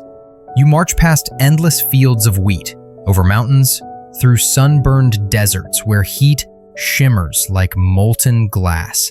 In the distance, strange, square towers rise from hillsides, fortresses older than the Republic. The locals eye you warily, their clothes loose and their tempers short. You quickly learn the difference between desert warfare and the forests of Europe. Sand eats sandals. Heat kills faster than spears. At Masada, you witness Roman engineering at its peak. The rebels hole up atop an impossible cliff, sheer on all sides. Impossible, one recruit mutters. The engineers grin. For them, maybe. Within weeks, you're hauling stones, building a siege ramp that scrapes the sky. When the fortress finally falls, silence greets you. The defenders have chosen death over surrender. Even hardened veterans bow their heads. We built the perfect machine, someone whispers. And now we're testing it on ghosts. Back in camp, morale feels hollow. Victories start to taste like ash. You begin to understand that Rome's enemies aren't always nations. They're ideas, faiths, cultures that won't die when their walls do. And yet, the legions endure. Under emperors like Trajan, you march east again, this time into Parthia. The campaigns stretch across deserts and rivers, farther than even Caesar dared go. You build bridges over the Euphrates, carve roads through mountains, and set up garrisons in lands where no Roman has ever spoken Latin. Each fort feels like a small moon colony, isolated, artificial, but self-sustaining. Trajan himself visits once, riding among the ranks, his armor gleaming. "We are the empire," he says simply. You believe him. He treats soldiers with fairness, even affection, calling them my best men. When he dies far from Rome, the entire legion mourns as though they've lost a father. His successor, Hadrian, takes a different approach. Less expansion, more consolidation. You find yourself back in the north, helping construct a wall across Britain. Hadrian's Wall. Stone by stone, you help raise it from the damp earth, stretching 80 Roman miles from sea to sea. The locals watch from the hills, muttering in languages you can't decipher. You suspect they're wondering why men would spend years building a barrier in the middle of nowhere. But as the wall rises, it feels like more than defense. It's a declaration. Rome may no longer hunger for new lands, but she will hold what she has forever. The wall changes life again. You become less a conqueror, more a custodian. Patrols replace campaigns. Fortresses replace battlefields. You spend your days checking gates, repairing towers, and writing letters that take months to reach home. A strange peace settles in your bones. The empire seems stable, eternal. Of course, you know better. Everything that stands too long eventually tilts. Still, when dusk falls and torches flicker along the ramparts, you feel something close to pride. The wind howls over the moors, carrying the scent of peat and rain, and you imagine this wall glowing like a spine across the edge of the world. From goat herders in Numidia to merchants in Antioch, every Roman somewhere out there sleeps a little safer tonight because of men like you. And even if the Senate back home forgets your name, and it will, you take comfort in knowing that somewhere in the darkness beyond the wall, barbarian scouts whisper about Rome with awe and fear. That's enough. You rest your hand on your scutum, worn smooth by years of battle and time, and whisper to yourself, Roma invicta, Rome unconquered. You almost believe it. The clang of hammer on anvil wakes you before dawn. Inside the Legion workshop, sparks burst like fireflies as smiths repair armor, shape shields, and hammer dented gladii back into deadly symmetry. The metallic rhythm of the Empire never stops. It's the early 2nd century CE now, and if Augustus built the foundation, Trajan and Hadrian have turned Rome's military into an industrial art form. The legions aren't just armies anymore. They're engineering corps, craftsmen's guilds, and factories of discipline wrapped in red tunics and iron. You stand over a table lined with equipment. Helmets, mail, segmented cuirasses, each piece stamped with the insignia of its unit. A century ago, soldiers might have worn whatever they could afford. Now, the state supplies everything, down to the last belt buckle. It's not just uniformity, it's identity. Every dent, every scratch on your armor tells a shared story, Rome's collective skin. Your own kit feels like a second body. The lorica segmentata hugs your torso in overlapping iron bands held by leather straps. It takes a fellow soldier 10 minutes to help you buckle in, longer if he's hungover. The helmet, the gallia, covers head and cheeks with flared ridges and brass trim. It's surprisingly comfortable once you stop thinking about the last man who wore it. Beneath it, you wear a red woolen tunic, though by week's end it's closer to brown from sweat and grime. Weapons remain familiar, perfected rather than reinvented. The gladius still rules close combat, 20 inches of double-edged practicality. You've learned the rhythm: step, thrust, twist, pull. The pilum stays Rome's secret handshake with death, a heavy javelin designed to bend on impact. You carry 2 of them across your back, their iron shanks swaying as you march. The dagger, the pugio, rides at your belt, both tool and last resort. But there's something new, an obsession with maintenance. Each soldier cleans and oils his gear daily. Rust, says the quartermaster, is treason. And in a way, he's right. The legions have discovered that discipline doesn't just win battles, it prevents them. A sharp sword means fewer enemies willing to test it. As you walk through camp, the sights and sounds of the Imperial Army unfold like a machine in motion.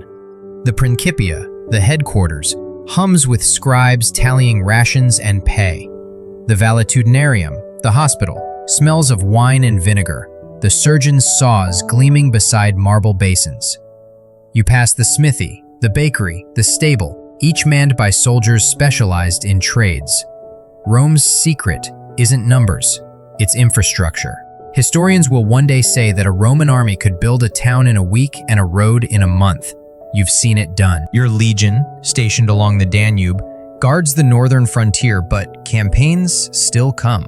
Under Emperor Trajan, you march east into Dacia, modern-day Romania. It's not just another war. It's a test of everything the empire's logistics can achieve. You cross bridges built overnight, eat from portable ovens, and sleep in tents identical from Germania to Syria. When you first face the Dacians, they gleam in chainmail of their own, curved swords flashing, their banners depicting wolves' heads.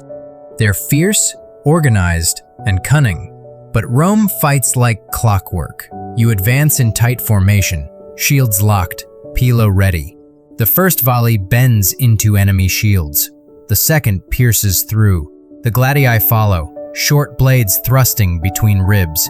It's brutal, efficient, terrifyingly impersonal. After victory, engineers arrive faster than priests. You build forts, mines, and roads, carving the imperial grid into Dacian hills. Rome doesn't conquer land, it systematizes it. Within months, the province hums with commerce, taxes, and the smell of wet mortar. You watch locals trade their curved swords for plows, their wolf totems for Roman coins. It feels like civilization winning, but part of you wonders what's lost in the trade. A quirky tale circulates in camp. One Dacian chieftain, seeing the Romans paving roads, muttered, "These people build even while they destroy." You like that line. It feels true. Peace brings new assignments. You're sent west to help expand the frontier walls, Hadrian's and later Antonines, stone sinews stretching across cold, green lands. The work is endless but strangely satisfying. You mix mortar, haul stone, and sometimes trade with locals who look at you like you've descended from the heavens. They bring gifts, honey, hides, even beer that tastes like watered-down despair. You give them salt in return. Every soldier knows salt is worth its weight in loyalty. In quieter months, you train recruits. The newest generation has never seen a proper war. They're softer, younger, but quicker to learn. You teach them how to march 20 miles in full gear without complaint, how to build a trench deep enough to stop a chariot, how to kill without thinking too much about it. They laugh more than your old comrades did. You envy them for that. The empire feels unstoppable now. From your vantage on the frontier, it's easy to believe the world ends at Rome's borders.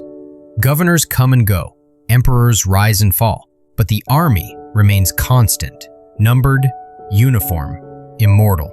Yet beneath that illusion, subtle shifts creep in. Fewer recruits come from Italy, more from the provinces. Latin grows accents, Iberian, Gallic, Syrian. It's still the language of command, but each legion now sounds slightly different, like a choir with too many soloists. You also notice money changing hands more often. Veterans sell their land grants, officers pay bribes for postings, and merchants flock to the legion's payroll. War used to feed Rome.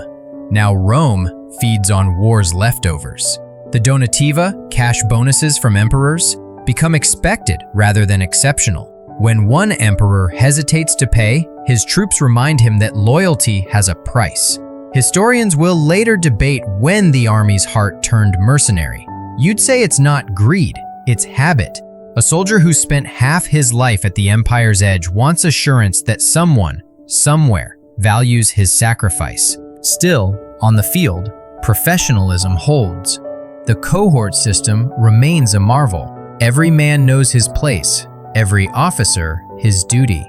Signals blare from brass horns, banners rise in the wind, and thousands move as one. Watching a legion deploy is like watching geometry made flesh. Then come the Parthians. Another Eastern campaign, another test of endurance.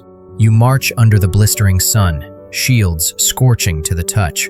Arrows darken the sky like swarms of insects. The legions adapt, closing ranks, advancing under interlocked shields, the testudo. The formation creaks, suffocates, but holds. You push forward inch by inch until the enemy tires, then surge out like a breaking wave. The gladius drinks again. By the time you return to your fort, gray streaks your hair. You've served under 5 emperors and seen as many reforms. Armor now gleams brighter, but pay arrives slower. Bureaucrats multiply faster than recruits. You overhear one prefect mutter that half the army now exists on parchment. Lists of men who never show up for roll call but still draw pay. You laugh, then stop when you realize he isn't joking. Yet even in cynicism, you find pride. Because when alarm horns blare and the walls tremble, paper soldiers don't answer the call. You do. The legion still fights, still wins, still endures. One winter evening, as snow falls over your camp, you stand by the fire with a fellow veteran. "Do you think Rome will last forever?" he asks. You glance at the walls, the roads, the miles of order carved from chaos. It doesn't need to. you reply. As long as someone remembers how we built it. You look at your armor, the gladius resting across your knees, and realize it's more than equipment. It's history in metal. Each scratch, a campaign. Each repair, a story. The Empire may someday falter, but its soldiers have already etched their legacy into every brick, bridge, and boundary line. Outside, the snow keeps falling, dusting the fortress roofs white. Somewhere in the distance, a wolf howls beyond the walls. You smile faintly, feeling both the chill of the frontier and the quiet warmth of pride. You know Rome isn't eternal, but tonight, with the firelight dancing on iron plates and comrades laughing in the barracks, it feels close enough. The wind hisses across the northern frontier, like a whispered warning. You stand on the ramparts of a stone fort overlooking the Rhine, your cloak whipping against your armor, your breath fogging in the cold air. It's the mid-2nd century CE now, and the Empire feels vast yet strangely fragile, as if the weight of its own greatness might crack the marble. The legions no longer march endlessly outward. They stand guard, watching horizons that seem to stretch forever. Rome is no longer conquering, it's holding. You can feel that shift in your bones. Once, your duty meant planting standards on new soil. Now, it means standing still. The legions, once engines of conquest, have become caretakers of peace, garrisons on the edge of the known world. The fort's torches burn through mist, marking the line between civilization and wilderness. On one side, paved roads and tiled roofs. On the other, dark forests whispering with unseen movement. Your unit, Legio 22 Primigenia, has held this post for years. The walls are thick, the towers tall, the daily rhythm precise. Reveille at dawn, patrols at midday, drills at dusk. You could set your heartbeat to the schedule. Every day feels identical, but that sameness hides a quiet tension. Reports of raids trickle in from beyond the limes. Traders speak of restless tribes. Chatti, Alemanni, Marcomanni. You've heard those names before, always distant, always someone else's problem. But lately, they're closer. Inside the fort, life feels both civilized and claustrophobic. You pass through the Principia, its mosaic floor depicting Mars and victory entwined. The eagle standard gleams behind the shrine's bronze lattice, polished daily. It's treated like a god, more revered than any emperor. When the priests light incense before it, even the most jaded veterans bow their heads. The barracks smell of leather, smoke, and damp wool. Every bunk has its stories carved into the wood. Names, jokes, prayers. Julia, wait for me. Marcus owes me 2 denarii. Mars, forgive my dice. The army has always been half shrine, half tavern. Your armor's changed again. Chainmail, the Lorica Hamata, is back in vogue. The segmented armor of earlier days has fallen out of favor. Too expensive, too fussy to repair. You almost miss the gleam of the old segmentata, but the Hamata feels like an old friend. Flexible, familiar, easy to mend with a bit of wire and patience. Helmets now bear crossbars for reinforcement, and your once stubby gladius has lengthened into the spatha, better suited for slashing from horseback. It's another sign of the times. Rome now relies heavily on cavalry patrols, adapting to fast-moving enemies who melt away before infantry can even form ranks. You ride often along the river, the landscape cold and endless. Farmers cling to fortified villages, their walls ringed with wooden stakes. They greet you with weary gratitude, offering loaves and wine in exchange for security. Some of them are veterans like you, settled after long service, their fields carved from what was once hostile ground.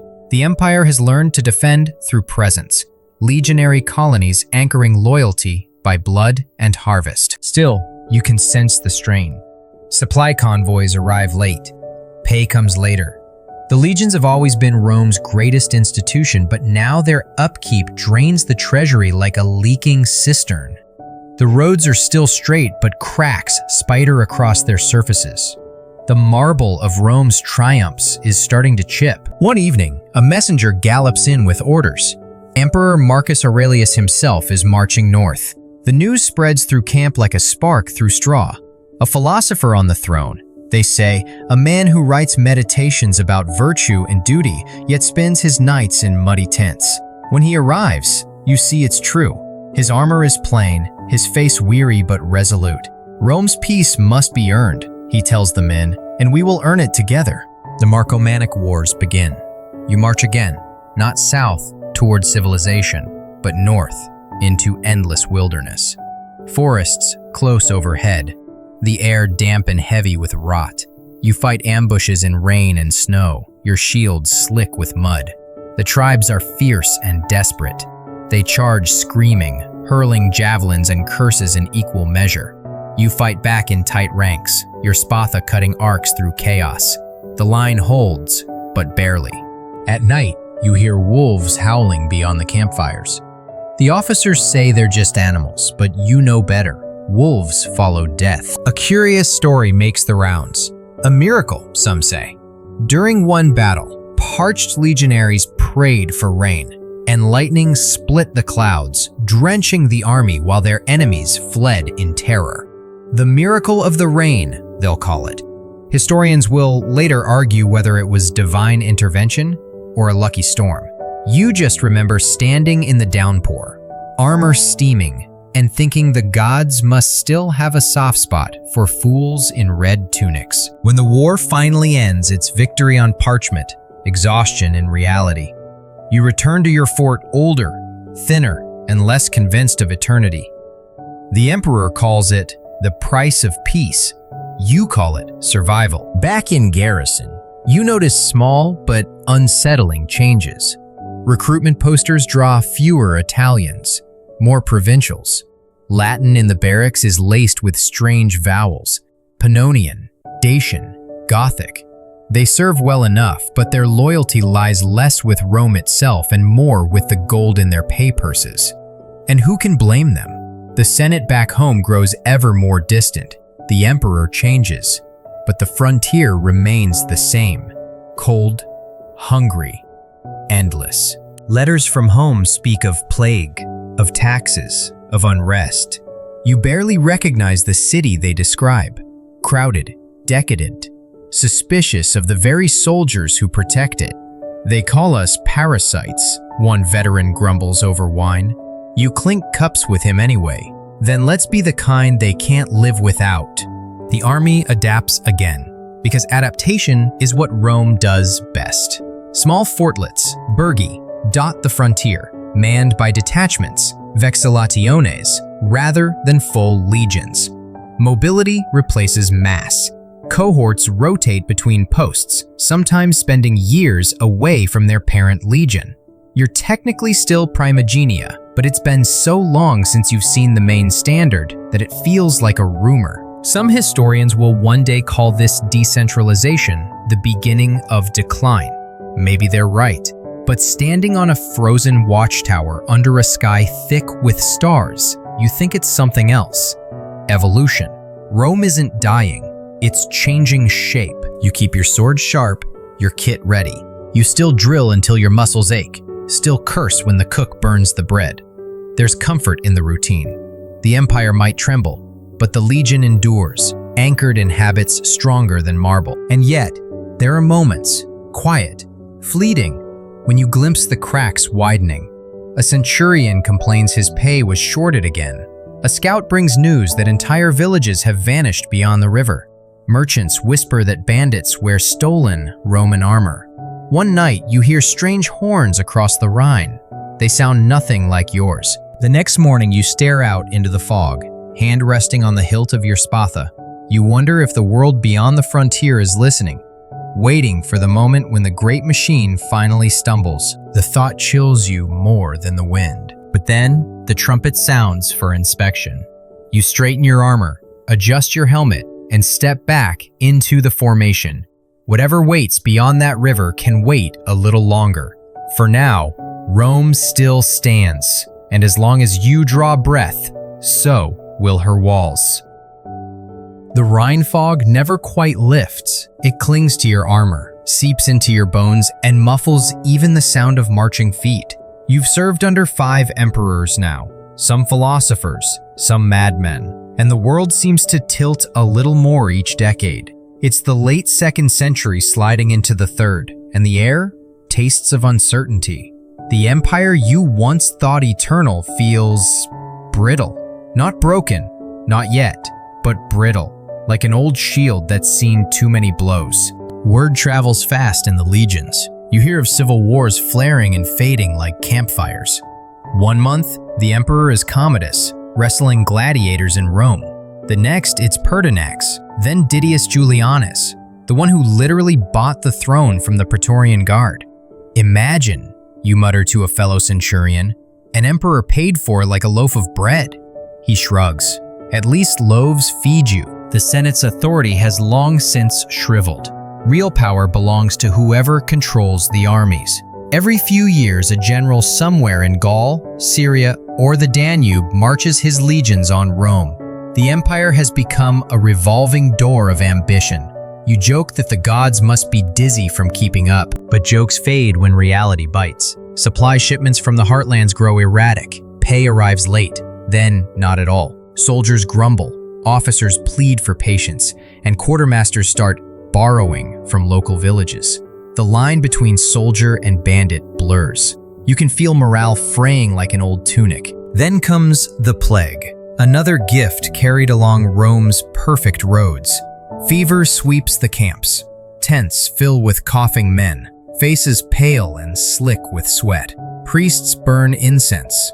Doctors mutter prayers to Aesculapius, but the disease ignores them all. You dig more graves than latrines that winter. Some nights, you hear coughing echo across the valley like ghosts rehearsing a battle chant. By spring, a new emperor sits the throne, Septimius Severus, hard-eyed and ruthless. He wins the civil war, marches to Rome, and speaks to the legions in the language they understand best: silver.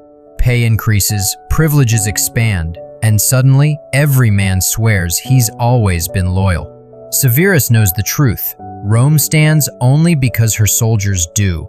You admire him for that, but his reforms cut both ways. He allows soldiers to marry, a kindness long denied. Families begin to live near forts, forming bustling canabe, small towns clinging to the walls like ivy. You see wives mending tunics, children chasing dogs between barracks, vendors selling wine and honey cakes to men in uniform. The frontier no longer feels like exile, it feels like community. And yet, something shifts in spirit. Soldiers who once lived only for duty now live for families too. You can't blame them, but you know what that means. War will feel heavier from now on. Severus's reign brings order, but not peace. His sons, Caracalla and Geta, tear it apart again in a swirl of blood and betrayal. Caracalla murders his brother in their mother's arms, then orders every soldier doubled pay to secure loyalty.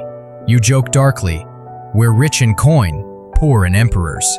The coins come debased anyway, silver so thin it shines like tin. Inflation eats your wages before you spend them. Still, the legions endure. You've traded your old red tunic for one faded brown, your once silvered helmet now patched with iron. The spatha at your hip is longer, your shield oval instead of rectangular. The army has grown more diverse than ever. Gauls, Illyrians, Syrians, Africans, every accent of the empire murmurs around the campfires.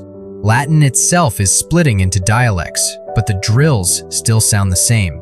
Ad signa, testudinem formate. The commands carry through centuries. Your cohort patrols along the upper Rhine, fortifying river crossings. One day, word arrives that an entire legion has defected to a local warlord. Not barbarians, Romans. You feel a hollow ache at the thought. A generation ago, such betrayal would have been unthinkable. Now it's just another line in a dispatch. Soon after, Germanic tribes push harder across the borders. Alemanni, Franks, Goths. They're not raiders anymore. They come in waves of families, seeking land, not loot. You see them in the distance. Wagons, herds, children. War feels different when the enemy brings their own homes with them. Forts burn. The Empire scrambles. Every frontier screams for reinforcements, but there aren't enough men. Too many legions are bogged down in civil wars or guarding ambitious governors. You're ordered to withdraw from the outer posts, abandon territory you bled for. The order hits like a punch to the gut. You've spent your life expanding and defending the Empire, and now you're told to shrink it. You help evacuate the civilians, loading wagons with goods and livestock, setting torches to the abandoned towers so enemies can't use them. The sight twists your stomach. You feel like a man burning his own home to keep warm. When the retreat ends, you camp behind new lines. The horizon you once called Rome's edge is now Rome's heart. The frontier moves backward, one river at a time. You stand by the fire, staring north into darkness, wondering how long until the darkness moves south. Then, as if fate wants to prove it can still surprise, new leaders rise from the chaos, men forged in hardship, not marble halls. One of them, Aurelian, becomes legend, the Restitutor Orbis, restorer of the world. Under him, the legions roar back to life. You march under his command to crush invaders and reunify provinces that broke away. The Gallic Empire in the west, the Palmyrene Empire in the east. Aurelian rides at the front, not the rear, his voice thunder over the din of battle. He reclaims lost lands, reasserts Rome's pride, rebuilds its walls higher and thicker. You see the city again, its people cheering as the legions parade through the gates, their armor gleaming like reborn sunlight. For a moment, you believe. Rome is wounded, yes, but still magnificent. Then he's assassinated by his own officers, mistakenly, absurdly, because someone forged a letter accusing them of treason. The irony isn't lost on anyone.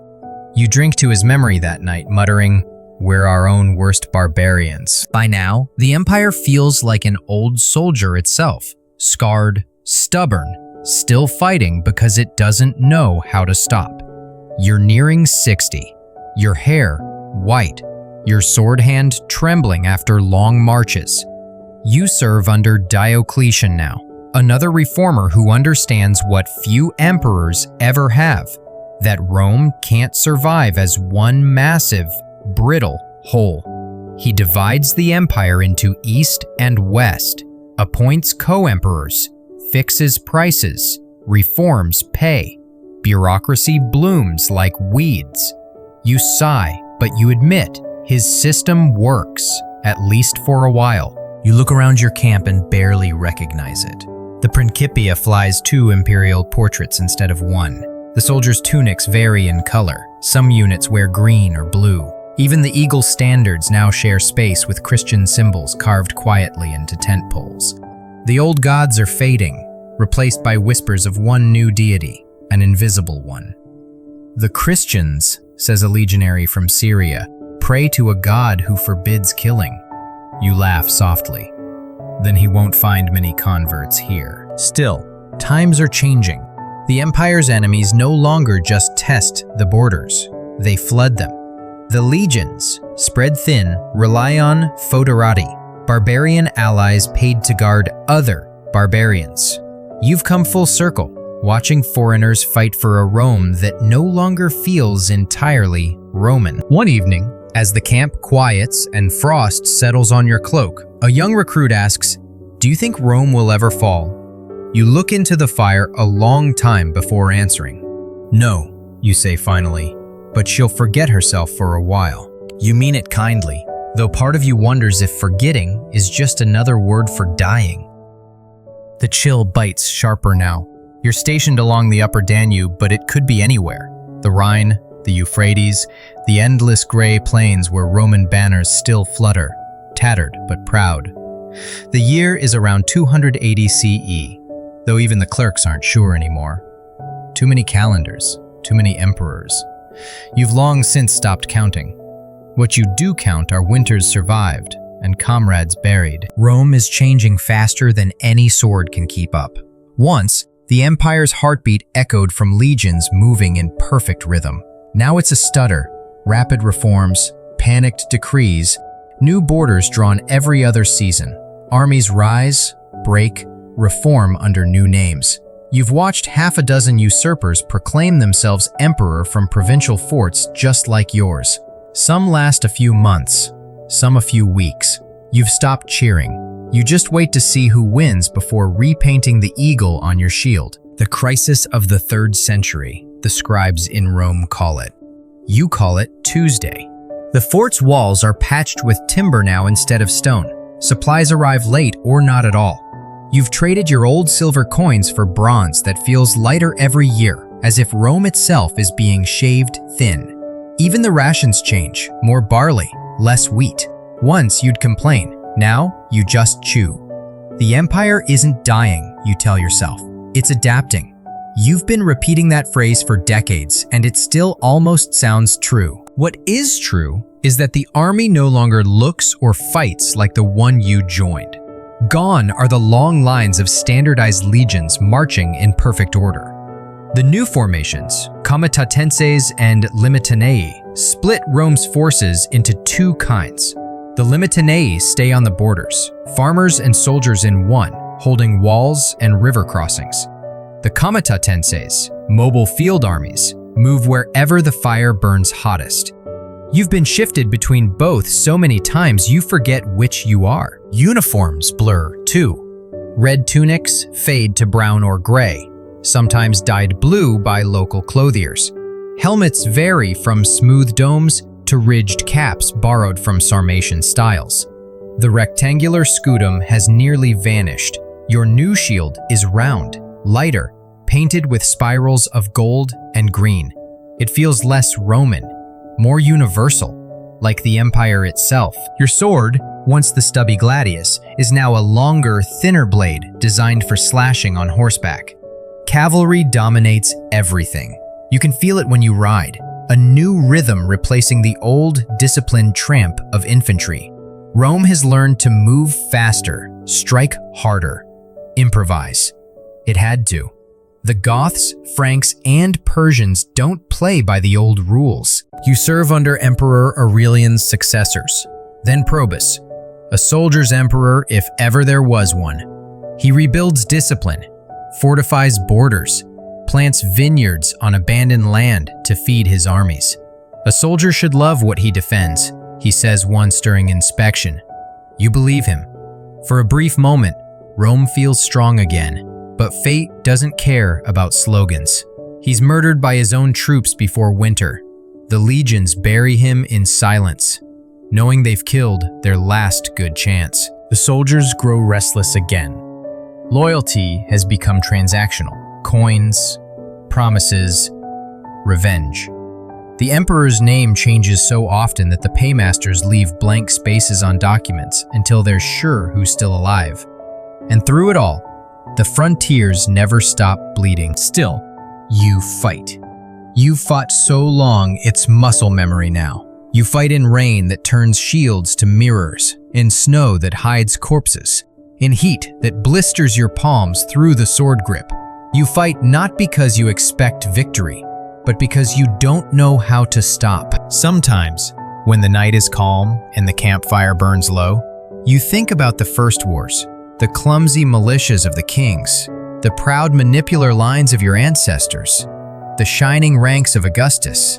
You imagine them standing beside you now, looking at your ragged cohort and shaking their heads.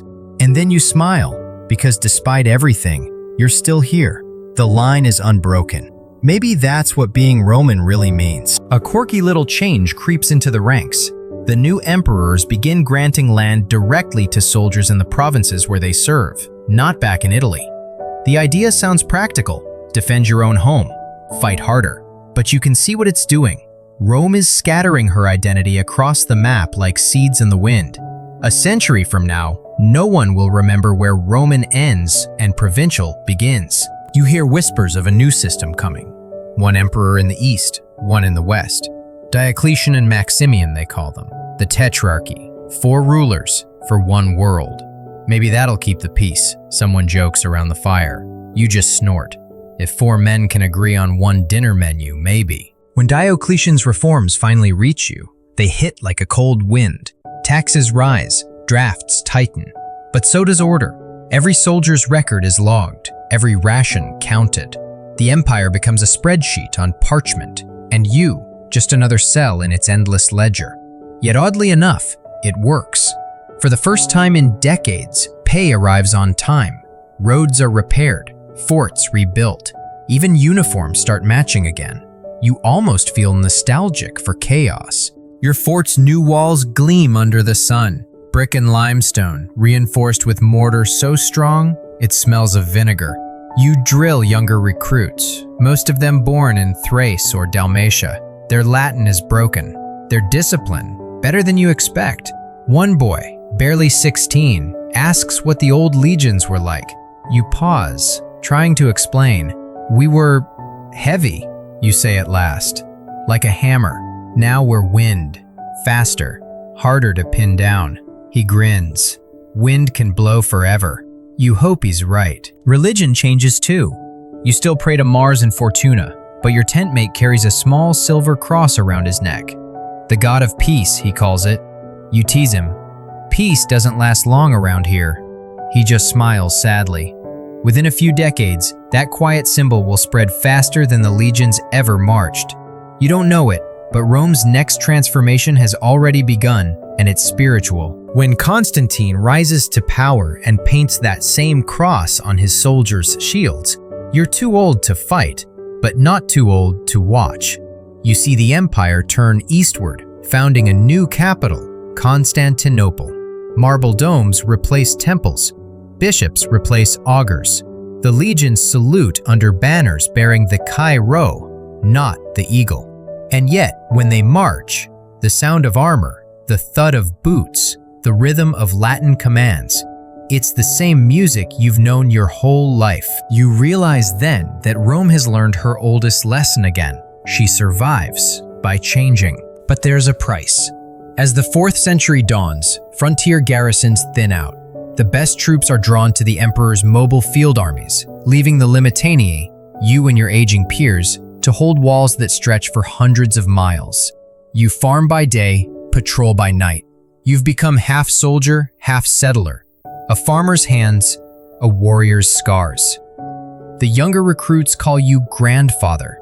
You laugh, because they don't know you actually are one. The barbarians raid again. Franks, Goths, Vandals. You repel some, parley with others. Sometimes you even hire them.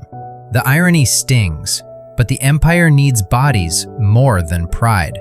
You train them in Roman fashion, teach them to dig ditches and form ranks. They learn fast, too fast. One day, they'll use those lessons against you, but not yet. You stand on the watchtower one evening, looking west. The sun dips low, turning the river gold. Behind you, the fort hums with evening routine. Horses watered, fires lit, children laughing near the barracks. You realize that despite everything, civil wars, plagues, broken emperors, the empire still functions. Roads are still patrolled. Coins still bear Caesar's face. Orders still come stamped with imperial seals. It's battered, yes. Changed beyond recognition, but alive. You take a long breath of cold air and smile. Rome's not gone. She's simply older now, a little slower, a little humbler, like you. It is early dawn again, but the silence feels different now. The river you've guarded half your life lies calm as glass, and beyond it, smoke coils from villages that used to send tribute to Rome. You lean against the rough stone of the tower, older than most of your comrades, older perhaps than this wall itself. Your hands are cracked and hard, the skin like worn leather. You can still tighten your belt, still heft a sword, but the world you knew has changed beyond recognition. It's the late 4th century CE. The empire is divided, officially now, an eastern half ruled from glittering Constantinople, and a western half from weary, half-abandoned Milan and Ravenna.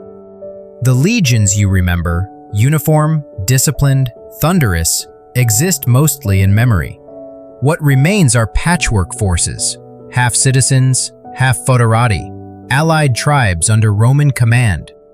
The old Latin commands still echo, but with new accents: Gothic, Frankish, Sarmatian, even Hun.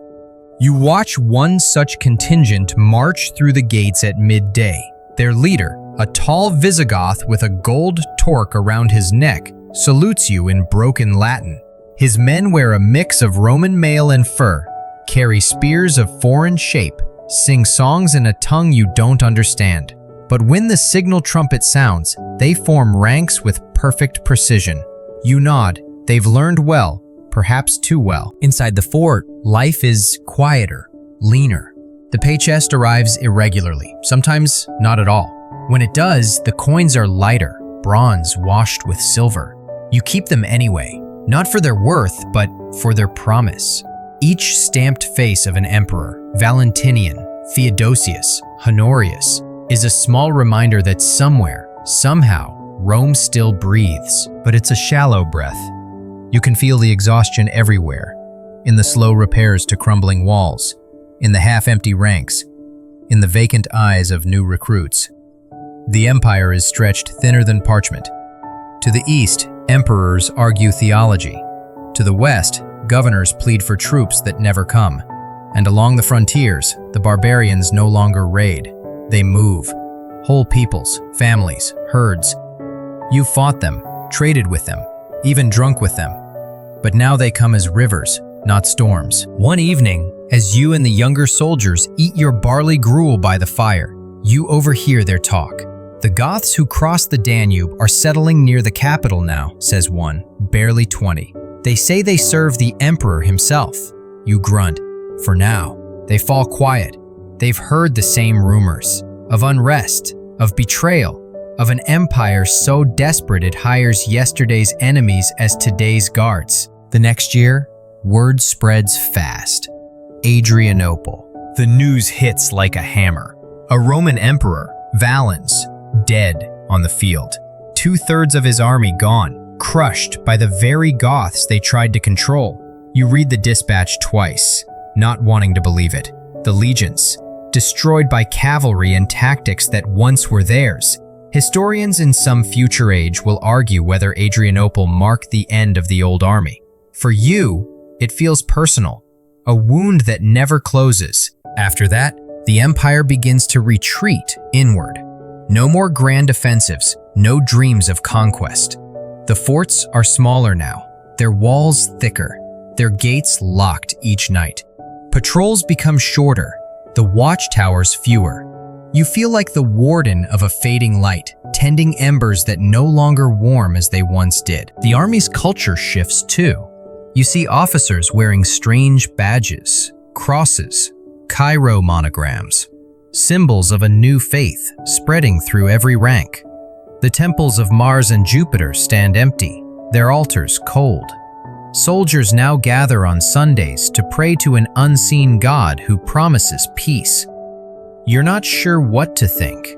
You still whisper a quick thanks to Mars before every patrol, just in case. Yet, even the Christians fight bravely. In one skirmish, you ride beside a young officer named Flavius, who carries both a cross and a spatha. "My God doesn't forbid war," he says with a grin. "Only cruelty." You laugh. Then he'll fit right in. The empire itself begins to mirror its army, half Roman, half something new. Governors speak Greek in the east, Latin fades in the west. The Senate still debates in marble halls, but no one listens anymore. The emperors spend more time negotiating than commanding. The real power lies with generals, often foreign-born, ambitious, pragmatic. They know how to fight, not how to rule. You've seen it before. It never ends well. Your own garrison is now half mercenary, half veteran farmers. You spend more time mending fences than fighting. The limitanii, border guards, have become semi-civilian. Many bring wives and children into the forts. You have grandchildren now, running barefoot through the parade grounds, laughing where once soldiers drilled. You tell them stories of the old legions, of Caesar's eagles, of the thunder over the Alps, of the day the 10th cross the Rubicon. Their eyes go wide. Did Rome really own the world? One asks. You smile softly. For a time.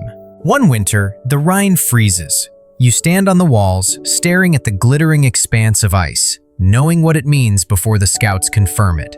The barrier has vanished. The tribes come in numbers beyond counting. Vandals, Suebi, Alans, pouring into Gaul like a tide. The alarm horns blare. For weeks you fight in desperate retreats, rallying whoever still carries a sword. Some forts hold, most fall. It isn't like the old wars. There's no single battle, no grand stand. It's erosion, slow, relentless. You see Roman villas burned, temples looted, towns emptying as refugees flood south. You escort one caravan all the way to Arles, passing broken milestones carved with Latin words no one bothers to read anymore. The empire's language is fading from the stones themselves. When you reach the city, imperial envoys are already there, signing treaties, offering gold for peace, land for loyalty. You realize that what used to be Rome's sword has become her purse. The world has turned upside down. Back in camp, you polish your old gladius. Short, pitted, its edge long dulled. You keep it anyway, a relic from a vanished age. Your newer weapon, a long spatha of Gothic steel, hangs beside it. You trace your fingers along both hilts, thinking how they tell Rome's story better than any historian could. That spring, rumors swirl of a new warlord among the Goths, a man named Alaric. You shrug. There's always another warlord. Until, one day, the unimaginable happens. The legions fail to protect the eternal city itself. In 410, word reaches even your distant outpost. Rome has been sacked. For 3 nights, no one in camp speaks above a whisper. Some pray, some drink. You just sit, staring into the fire, remembering the shining parades of your youth, the unbroken columns of marching men, the eagle glinting in the sun. It was bound to happen, says one officer. You nod. Even the strongest walls crumble when no one remembers why they were built. And yet, Rome does not die. The Eastern Empire still thrives, its armies of Byzantium gleaming beneath new banners. Trade continues, the law endures. Even here, on the far frontier, children still play at being centurions. The spirit refuses to fade. You realize something profound in that moment. Rome was never the marble, or the gold, or even the emperors. It was the discipline. The idea that a man, standing shoulder to shoulder with his fellows, could impose order on chaos. The Legion taught that lesson to the world, and that, you think, will never be unlearned. That night, you walk the walls one last time. The moonlight turns the stones silver, the same color as your hair. Beyond the river, darkness stirs, but within the fort, torches still burn, steady and stubborn. You smile. Still holding the line, you whisper, as always. And for the first time in years, you sleep soundly. The dawn after the sack of Rome breaks strangely bright, as though the gods themselves have decided not to mourn. You wake to the sound of birds, not marching feet, not the clash of drills. And for a moment, you almost don't recognize the silence. Your world has grown small. A frontier post, a handful of aging veterans, a few dozen families clinging to the empire's ragged edge. The banners that once cast shadows across continents now flutter like fading ribbons in the wind. Yet somehow, you're still here. You move slowly these days. Your joints ache when the air turns damp. Your hands, once steady enough to shave with a sword edge, tremble slightly when you lift your helmet. But you still keep the old rituals. Armor oiled, shield inspected, sentry rounds before dawn. Habits die slower than empires. The fort feels more like a village now. Chickens cluck in what used to be the armory. Children chase each other through the parade ground, laughing as they imitate drills they've never seen performed. The blacksmith forges plowshares as often as spearheads. On Sundays, the chapel bell rings, and soldiers kneel beside farmers to pray in Latin, so worn it sounds like song. The empire beyond your walls is a ghost of its former self. In the east, emperors rule from Constantinople, shrewd, distant, half divine. In the west, what remains of Rome drifts between provinces like a ship taking on water. Generals call themselves kings now. Senators cling to titles no one honors. You still receive orders from Ravenna, but they arrive months late and contradict the ones before. No one has the strength to care. You think often of the men who came before you, the clan warriors of the kingdom, the hoplite-style citizens of the Republic, the professional legionaries of Marius and Caesar, the imperial elites of Augustus. You can trace their evolution in your own reflection. The worn mail shirt, the longer spatha, the round shield painted with a simple cross. Every century has left its mark on you, like layers of iron hammered into a single blade. Sometimes, young recruits, sons of farmers or refugees, ask you what it was like back in the real Roman days. You smile and tell them about the legions that once shook the earth when they marched, about the way the ground itself seemed to tremble under 30,000 sandals. You tell them of the discipline, the order, the unshakable faith in Rome's eternity. They listen wide-eyed, as though you're describing a myth. And perhaps, in a way, you are. Because that Rome, the one of marble arches and endless eagles, exists now only in memory and stone. But memory, you think, has its own kind of eternity. The army you serve in these final years barely resembles the one you joined. You command a mix of Romans, Goths, and Franks, all sworn to defend a border that has shifted south so many times, it's lost its meaning. The eagle standards have been replaced by simple flags, easier to carry, harder to idolize. When the emperor's image appears on coins, you recognize neither his name nor his face. And yet, the discipline endures. When the horn sounds at dusk, every man takes his post.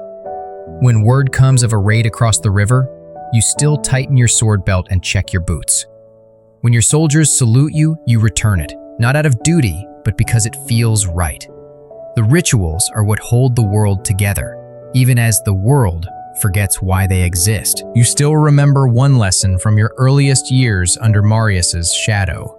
Rome's strength isn't in her walls, it's in her will. That thought has kept you standing through every collapse since. The enemies you face now aren't invaders so much as migrants, families seeking land, protection, food. You negotiate more often than you fight. Once, a Gothic chieftain visits your fort, his son in tow, asking for passage south. You study him across the firelight and realize he's no different from you, just another soldier, tired of wars that never end.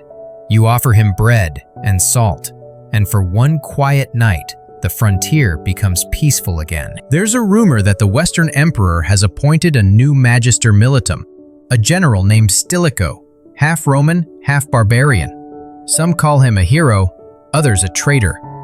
You don't bother choosing sides. You've learned that in this age, survival is victory. The weapons change again. Many of your men wield long spears or composite bows copied from Eastern designs. Armor is lighter, shields painted with Christian symbols instead of eagles. You don't object. A shield's only holy if it stops an arrow. Every so often, traders arrive from the east, bringing silks, incense, and stories from Constantinople. They describe marble churches, jeweled emperors, and armies that still march like clockwork. You listen with quiet pride. The flame of Rome hasn't gone out. It's simply moved east, steadier and brighter. Maybe that's how immortality works, not through permanence, but through transformation. One evening, as you walk the ramparts, you catch sight of your reflection in a polished helm. For a moment, you see not an old man, but the echo of every soldier Rome ever forged. You see the farmer warriors of the kingdom, their wooden shields and crude spears, the citizen soldiers of the Republic, proud and poor, the hardened professionals of the early empire, their armor shining like dawn, the frontier guards of the fading West, weary but unyielding. The line from them to you is unbroken, even if the empire they served has cracked. A thought strikes you. Rome's genius was never conquest. It was continuity. When others burned, Rome adapted. When others fell silent, Rome wrote laws. When others forgot, Rome remembered. And now, in your final years, you feel that same instinct flicker within yourself, the refusal to end, even when ending seems inevitable. One night, a storm rolls in from the north. Lightning splits the sky. The river thrashes like a beast. You order the watch doubled, though you doubt any enemy could cross in such weather. As rain hammers the roofs, you stand beneath the gatehouse arch, staring out into the blackness. The torches shudder. The wind howls. And for a moment, you think you hear the ghosts of centuries, the tramp of ancient boots, the clash of shields, the murmur of Latin prayers carried on the storm. You close your eyes and whisper a salute to them all. To the nameless soldiers who built the roads, held the bridges, and kept the light burning. To the men who fought for emperors long forgotten. To the comrades whose bones lie scattered beneath every province the empire ever touched. You imagine them standing beside you once more, shoulder to shoulder, holding the line one last time. And then, as dawn breaks, the storm passes. The clouds part to reveal a calm sky, the kind of blue you haven't seen in years. You smile because you realize something simple and profound. The empire may fade, but the idea of Rome, the belief in order, discipline, and endurance, will outlive its walls. It will flow into the kingdoms that rise from its ashes, into the tongues that evolve from its Latin, into the faith that carries its symbols. Rome isn't ending, it's evolving again. You sheathe your sword, feeling its weight one last time. The metal is cold, but steady, like the world it helped shape. Somewhere beyond the horizon, new armies will march, new empires will rise, but they'll all carry something of Rome within them, its methods, its memory, its stubborn refusal to yield. You lean on the parapet, watching the light spread across the river.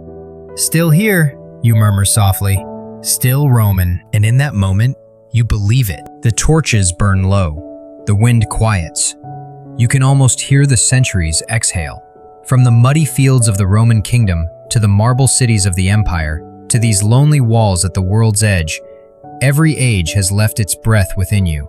You feel them all now, layering like soft echoes beneath your heartbeat. You picture the first warriors, bare-armed and proud, the Republic's disciplined ranks, the imperial legions whose eagles glittered like tiny suns. You remember their sweat, their laughter, their oaths spoken under starlight. You see how each generation thought it was the last, and how each, in its own way, kept Rome alive a little longer. The fire beside you flickers, casting orange light across the stones. Shadows stretch like ghosts of shields across the wall. You take a long breath. The air smells of rain, iron, and earth. The same scent that's followed Roman soldiers for 1,000 years. It's peaceful now. No horns, no shouting, just the quiet rhythm of your own breathing. You imagine laying down your armor beside a road built by men long gone, its stones still straight and strong. Somewhere children will walk those roads, never knowing your name, but tracing your footsteps all the same. You close your eyes. The weight of centuries lifts, leaving only calm. Rome, you whisper, not as a place, but as a promise. And as the night settles, the empire's long march finally rests, unbroken, eternal, whispering across time.